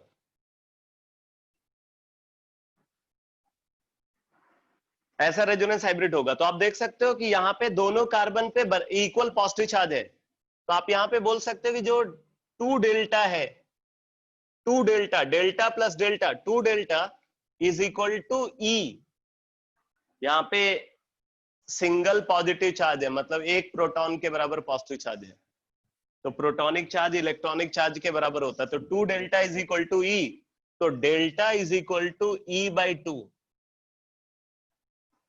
तो आप ये देख रहे हो कि जब इसके दो रेजोनेटिंग स्ट्रक्चर है तो पॉजिटिव चार्ज क्या हो गया, एक कार्बन पे हाफ हो गया। ठीक है, अगर 3 रेजोनेटिंग स्ट्रक्चर होंगे तो पॉजिटिव चार्ज 1/3 हो जाएगा, अगर 4 होंगे तो 1/4 हो जाएगा। ठीक है, 5 होंगे 1/5 हो जाएगा। मतलब जितने ज्यादा रेजोनेटिंग स्ट्रक्चर होंगे यहाँ पे, जितने ज्यादा रेजोनेटिंग स्ट्रक्चर होंगे, पॉजिटिव चार्ज इंटेंसिटी उतनी कम होगी। तो यही मैंने लिखा हुआ है, intensity of positive charge on carbon atom is inversely proportional to number of resonating structure. एक तो नंबर ऑफ रेजोनेटिंग स्ट्रक्चर है जो पॉजिटिव चार्ज इंटेंसिटी को गवर्न करता है, कम करता है। जितने ज्यादा रेजोनेटिंग स्ट्रक्चर उतनी कम पॉजिटिव चार्ज इंटेंसिटी। दूसरा फैक्टर जो पॉजिटिव चार्ज इंटेंसिटी को गवर्न करता है वो है माइनस एम इफेक्ट। ये बढ़ाता है पॉजिटिव चार्ज इंटेंसिटी को, minus M effect of group. Minus M मतलब इलेक्ट्रॉन को विड्रॉ करेगा, तो विड्रॉइंग ग्रुप है तो पॉजिटिव चार्ज इंटेंसिटी बढ़ाएगा। And inversely proportional to plus M effect of group.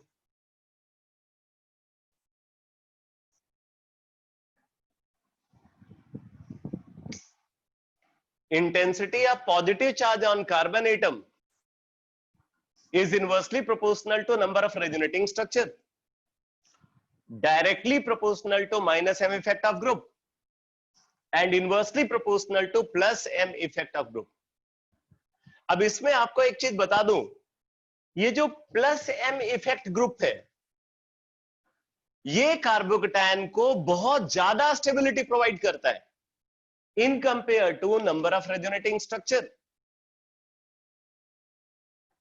Basically ये नंबर ऑफ रेजोनेटिंग स्ट्रक्चर वाला फैक्टर को हम तब कंसीडर करते हैं जब पॉजिटिव चार्ज का डिस्पर्सल कार्बन से कार्बन पे होता है। जैसे देखो, पॉजिटिव चार्ज पहले यहां था, फिर यहां से डिस्पर्स होकर के इस कार्बन पे चला गया। अगर पॉजिटिव चार्ज का डिस्पर्सल कार्बन से कार्बन पे हो रहा है तो हम नंबर ऑफ रेजोनेटिंग स्ट्रक्चर को कंसीडर करते हैं। और अगर आपको कार्बोकेटायन से कोई प्लस एम इफेक्ट ग्रुप सीधे अटैच दिख रहा है, जैसे OH ग्रुप लगा हुआ है, NH2 लगा हुआ है, SH लगा हुआ है, OR लगा हुआ है, अगर डायरेक्टली वहां पे प्लस एम इफेक्ट ग्रुप लगा हुआ है तो plus M effect group carbocation की स्टेबिलिटी को बहुत ज्यादा इंक्रीज करता है। ठीक है, इस पे अक्सर क्वेश्चन पूछे जाते हैं। तो अब जरा देखो,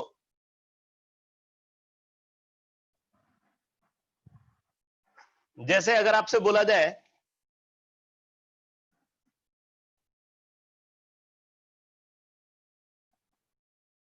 ये कार्बोकेटायन है, ये कार्बोकेटायन है,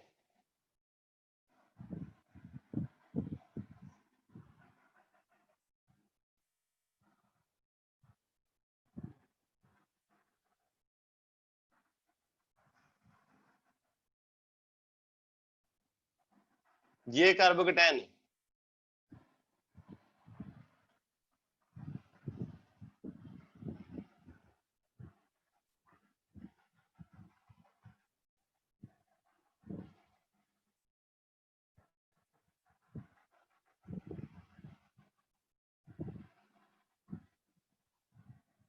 इसको कंसीडर कर रहे हैं।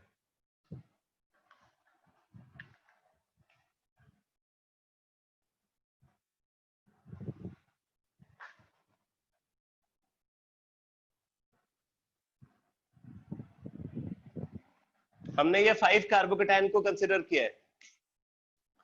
अब हम इनकी ऑर्डर ऑफ स्टेबिलिटी को डिटरमाइन करना चाहते हैं। ऑर्डर ऑफ स्टेबिलिटी क्या होगी इनकी?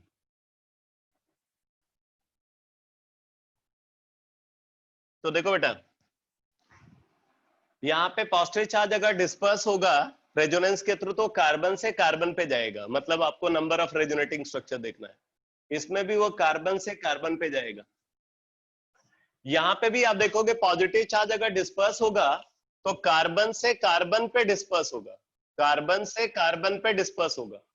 ठीक है, और इसमें तो पॉजिटिव चार्ज का डिस्पर्सल होगा ही नहीं क्योंकि यहाँ रेजोनेंस पॉसिबल नहीं है, 5th में रेजोनेंस पॉसिबल नहीं है। तो अब अगर हम देखें तो सबसे ज्यादा और थर्ड छूट गया। थर्ड में अगर आप देखो क्या है, NH2 हमने बताया था प्लस एम इफेक्ट दिखाता है, ये प्लस एम इफेक्ट ग्रुप है, ठीक है। और आप देखो जब ये प्लस एम इफेक्ट दिखाएगा तो इसका जो रेजोनेटिंग स्ट्रक्चर बनेगा जरा उसको देखना, ये डीलोकलाइज हुआ, तो डीलोकलाइज हुआ तो ऐसा रेजोनेटिंग स्ट्रक्चर फॉर्म होगा।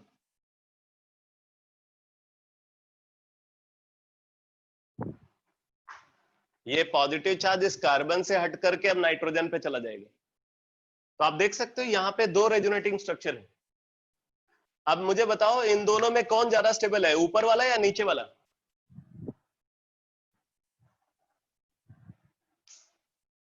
ये टॉप वाला या बॉटम वाला? Which is more stable?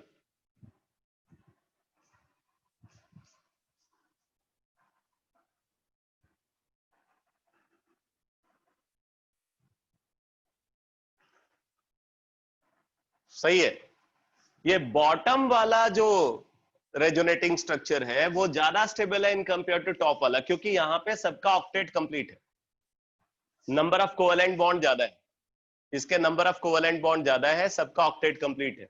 यहां पे कार्बन का ऑक्टेट इनकम्प्लीट है, नंबर ऑफ कोवेलेंट बॉन्ड कम है, तो इस वजह से इसकी स्टेबिलिटी ज्यादा होगी।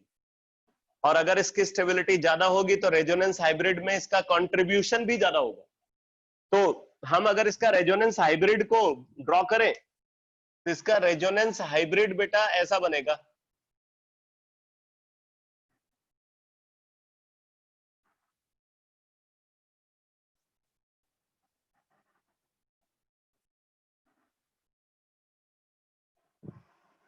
इस सिस्टम का रेजोनेंस हाइब्रिड ये होगा,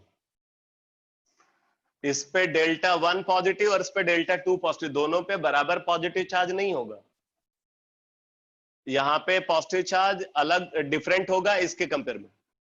बट अगर हम पॉजिटिव चार्ज को कंपेयर करें तो डेल्टा 1 वैल्यू डेल्टा 2 से बहुत ज्यादा होगी। अब आप बोलोगे ऐसा क्यों है?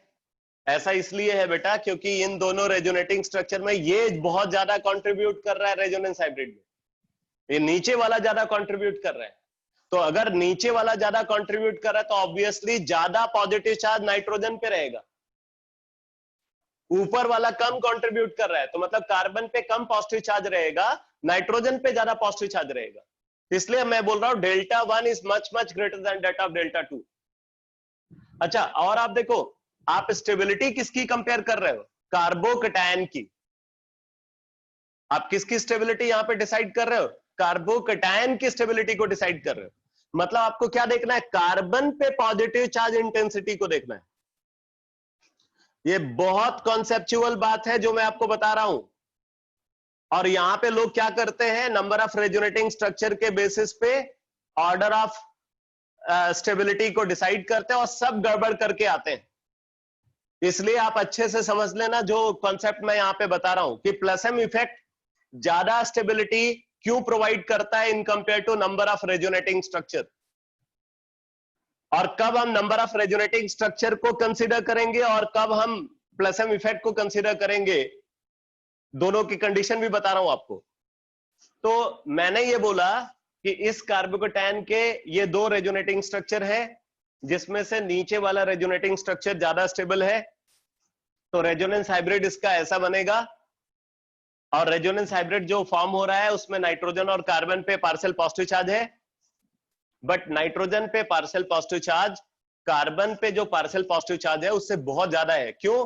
क्योंकि सेकेंड स्ट्रक्चर ज्यादा स्टेबल है in compare to first structure. मैंने बताया हुआ आपको कि जो रेजोनेटिंग स्ट्रक्चर जितना ज्यादा स्टेबल होता है वो रेजोनेंस हाइब्रिड में उतना ज्यादा कंट्रीब्यूट करता है, तो इसका रेजोनेंस हाइब्रिड में कंट्रीब्यूशन ज्यादा होगा इसके कंपेयर में। इसका मतलब कि ज्यादा पॉजिटिव चार्ज नाइट्रोजन पे होगा, तो कार्बन पे पॉजिटिव चार्ज इंटेंसिटी बहुत कम होगी, और कार्बन पे पॉजिटिव चार्ज इंटेंसिटी जितनी कम होगी कार्बोकैटायन उतना ज्यादा स्टेबल होगा। तो क्योंकि यहां पे कार्बन पे पॉजिटिव चार्ज इंटेंसिटी बहुत कम है, इस वजह से कार्बोकैटायन ये ज्यादा स्टेबल है। ठीक है, अब अगर नंबर ऑफ रेजोनेटिंग स्ट्रक्चर के टर्म्स में जाएं तो पहले वाले के 4, इसके 4 रेजोनेटिंग स्ट्रक्चर है, दूसरे वाले के 2, चौथे वाले के 3 + 3 + 1 7, इसके 7 रेजोनेटिंग स्ट्रक्चर है। अब पांचवा वाले में रेजोनेंस है ही नहीं। तो आप देख रहे हो कि इन तीनों को, मतलब फर्स्ट, सेकंड और फोर्थ, इनमें पॉजिटिव चार्ज का डिस्पर्सल कैसे हो रहा है? कार्बन से हट रहा है तो दूसरे कार्बन पे जा रहा है positive charge, carbon to carbon. तो यहां पे हम काउंट करेंगे नंबर ऑफ रेजोनेटिंग स्ट्रक्चर। तो number of resonating structure fourth के सबसे ज्यादा है, इसलिए इन तीनों में फोर्थ सबसे ज्यादा स्टेबल होगा। तो अगर हम ऑर्डर ऑफ स्टेबिलिटी को देखें, सबसे कम स्टेबल फिफ्थ होगा,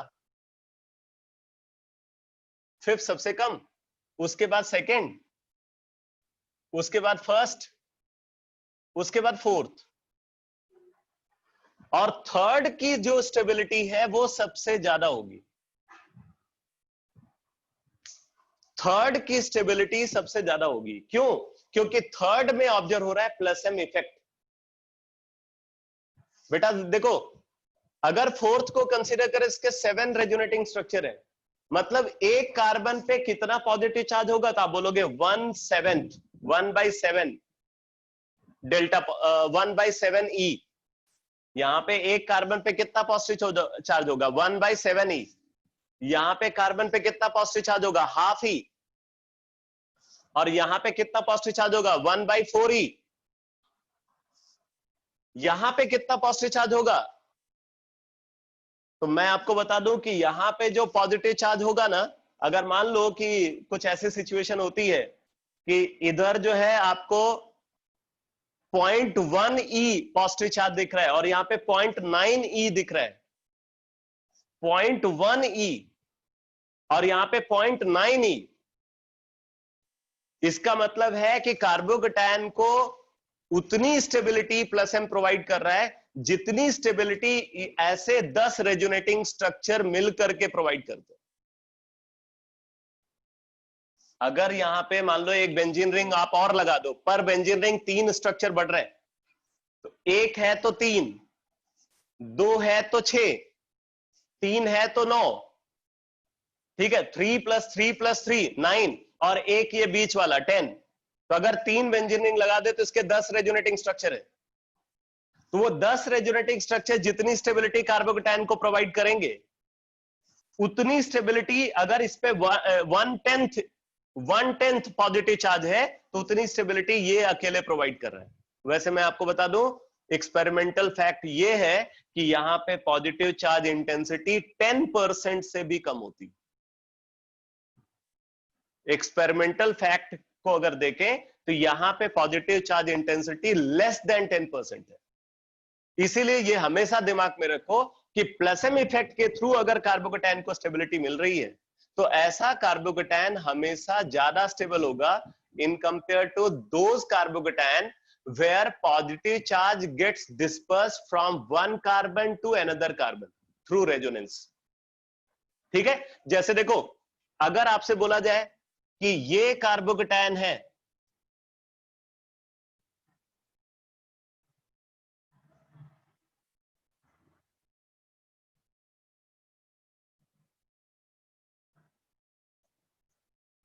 ये कार्बोकैटायन है और ये कार्बोकैटायन है, आपसे पूछ रहा है विच इज मोर स्टेबल, तो आप बिना कुछ सोचे आप बता दो यहां पे प्लस एम ऑब्जर्व हो रहा है और यहां पे सिंपल रेजोनेंस। कितने भी ज्यादा रेजोनेटिंग स्ट्रक्चर क्यों ना हो, इसके स्टेबिलिटी इसी की ज्यादा होगी। तो ये कार्बोकैटायन ज्यादा स्टेबल होगा इसके कंपेयर में। यहां पे हमने नंबर ऑफ रेजोनेटिंग स्ट्रक्चर देखा है, क्यों? क्योंकि पॉजिटिव चार्ज अगर डिस्पर्स होगा ना तो कार्बन से वो कार्बन पे जाएगा हमेशा, कार्बन इस कार्बन से इस कार्बन पे, फिर यहां पे, फिर यहां पे, तो कार्बन से कार्बन पे डिस्पर्सल हो रहा है। तो जब कार्बन से कार्बन पे पॉजिटिव चार्ज का डिस्पर्सल होता है तो नंबर ऑफ रेजोनेटिंग स्ट्रक्चर देखते हैं। ठीक है, और अगर मान लो कि कार्बोकैटायन से सीधे लगा हुआ OH group, NH2 group, SH group, SR group, OR group, NR2, NHR, अगर ऐसे ग्रुप सीधे लगे हुए तो वहां पे प्लस एम इफेक्ट ऑब्जर्व होगा। तो प्लस एम इफेक्ट के थ्रू अगर कार्बोकेटाइन को स्टेबिलिटी मिलती है तो ऐसा कार्बोकेटाइन हमेशा ज्यादा स्टेबल होगा in compare to those carbocation where stability is observed due to simple resonance. बेटा ये पॉइंट क्लियर हुआ या नहीं?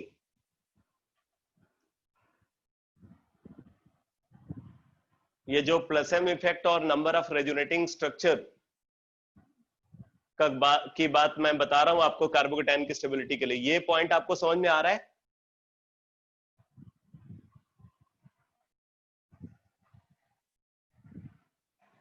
ये इतना इतना इंपॉर्टेंट कॉन्सेप्ट है। मैंने देखा कि बहुत अच्छे स्टूडेंट्स, ठीक है, इनफैक्ट मैंने कई बार तो देखा कि जो स्टूडेंट अभी एग्जाम दे रहे हैं, ठीक है, जिन्होंने ऑर्गेनिक केमिस्ट्री पूरी अच्छे से प्रिपेयर कर ली है, ऐसे स्टूडेंट भी यहां पे गड़बड़ करते हैं।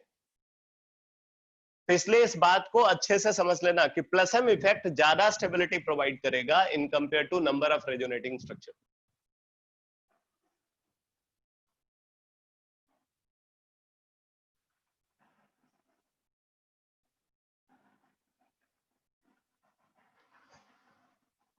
इसी तरीके से लिखो, in determination of stability of carbanion, in determination of stability of carbanion,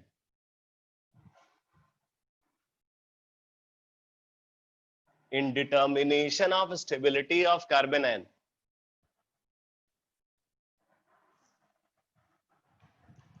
in determination of stability of carbanion, तो stability of carbanion is inversely proportional to intensity of negative charge on carbon atom. Stability of carbanion is inversely proportional to intensity of negative charge on carbon atom. और फिर देखो, intensity of negative charge on carbon atom, intensity of negative charge on carbon atom, अब इसको कौन बढ़ाएगा और कौन कम करेगा? तो पहली बात, अगर हम नंबर ऑफ रेजोनेटिंग स्ट्रक्चर की बात करें तो रेजोनेंस चाहे पॉजिटिव चार्ज हो या नेगेटिव चार्ज हो, दोनों को डिस्पर्स करता है। तो is inversely proportional to number of resonating structure.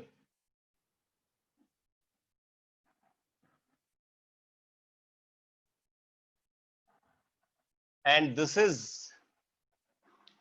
directly proportional to plus m effect of group. Electron donating group negative charge बढ़ाएगा, and inversely proportional to minus M effect of group.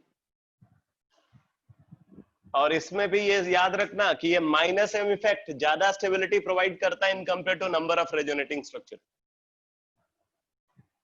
Minus M effect provides greater stability to carbanion than that of number of resonating structure.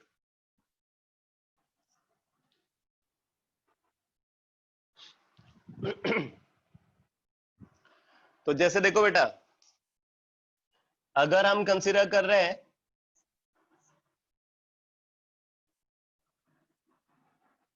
इस कार्बनायन को,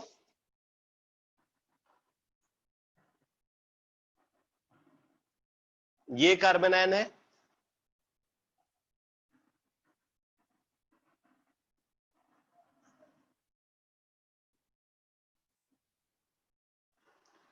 ये कार्बनायन है, और ये कार्बनायन है।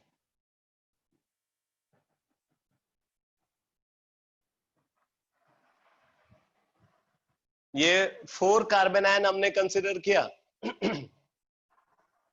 अब इनकी ऑर्डर ऑफ स्टेबिलिटी डिसाइड करनी है। बोलो क्या होना चाहिए order of stability?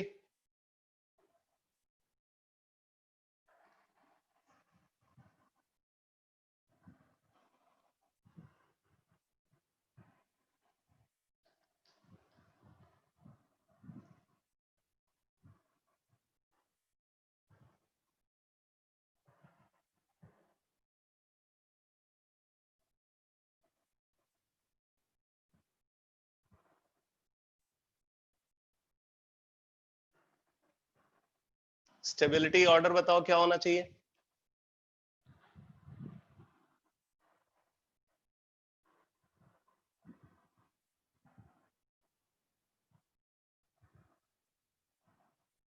Third, fourth, second, first. Third, fourth, second, first, एकदम सही है। देखो बेटा, थर्ड में माइनस एम ऑब्जर्व होगा, COR कार्बन आयन के ऊपर माइनस एम दिखाएगा, ठीक है? तो यहां पे माइनस एम ऑब्जर्व हो रहा है। यहां पे इसके 4 रेजोनेटिंग स्ट्रक्चर है, यहां पे इसके 2 रेजोनेटिंग स्ट्रक्चर है, और यहां पे नो रेजोनेंस। तो बस आप इसके बेसिस पे बोल सकते हो सबसे ज्यादा स्टेबल थर्ड, फिर फोर्थ, फिर सेकंड, फिर फर्स्ट।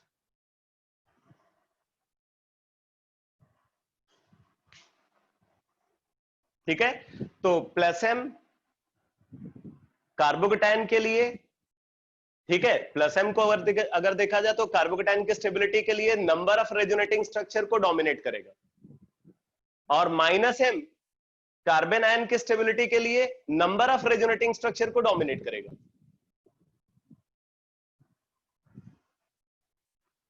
इसके पीछे भी वही वजह है, आप अगर इसका दूसरा रेजोनेटिंग स्ट्रक्चर बनाओगे ना, तो दूसरे रेजोनेटिंग स्ट्रक्चर में ये नेगेटिव चार्ज ऑक्सीजन पे चला जाएगा। पहले में ये कार्बन पे है, इसमें तो कार्बन पे है, इसका जो दूसरा रेजोनेटिंग स्ट्रक्चर बनाओगे उसमें यही नेगेटिव चार्ज ऑक्सीजन पे होगा, और फिर आप रेजोनेंस हाइब्रिड को अगर ड्रॉ करोगे तो ज्यादा नेगेटिव चार्ज ऑक्सीजन पे होगा, और ज्यादा नेगेटिव चार्ज ऑक्सीजन पे मतलब कार्बन पे नेगेटिव चार्ज इंटेंसिटी बहुत कम हो जाएगी, और क्योंकि कार्बन पे नेगेटिव चार्ज इंटेंसिटी बहुत कम है, इसलिए कार्बन आयन की स्टेबिलिटी बहुत ज्यादा होगी।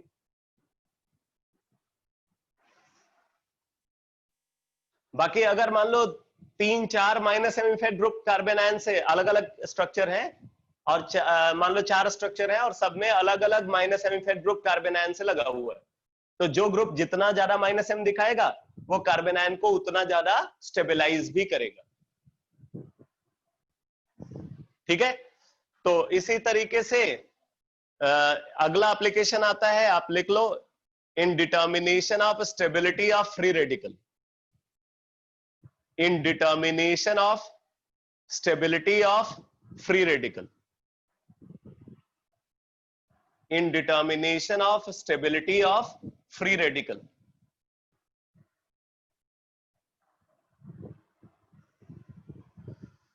तो देखो बेटा, अभी भी हमने जो है जो टेस्ट का जो सिलेबस है, उस सिलेबस को हमने कवर नहीं किया है, तो इस वीक में भी जीओसी का टेस्ट रख पाना पॉसिबल नहीं है। तो मैं जनरल ऑर्गेनिक केमिस्ट्री का टेस्ट को रखूंगा ट्यूसडे को, ठीक है? और अब इस वीक की जो बाकी क्लासेस हैं वो मैं केमिकल कैनेटिक्स पे लगाऊंगा, ठीक है? इस वीक की सारी क्लास जो है वो केमिकल कैनेटिक्स पे लगेगी, और जो है उसके बाद एक क्लास और मैं लूंगा जीओसी की, उसके बाद फिर आपका टेस्ट होगा। तो आपका टेस्ट अब ट्यूसडे को होगा, फ्राइडे को नहीं होगा, इस फ्राइडे को नहीं होगा, ट्यूसडे को होगा, ठीक है? सर डाउट क्लास होगी? डाउट क्लास जरूर रख सकते हैं, आप बताओ, सैटरडे को रख लेंगे? सर मंडे तक तैयारी हो जाएगी तब रख लेना। मंडे को रख लेंगे, कोई दिक्कत नहीं है सर।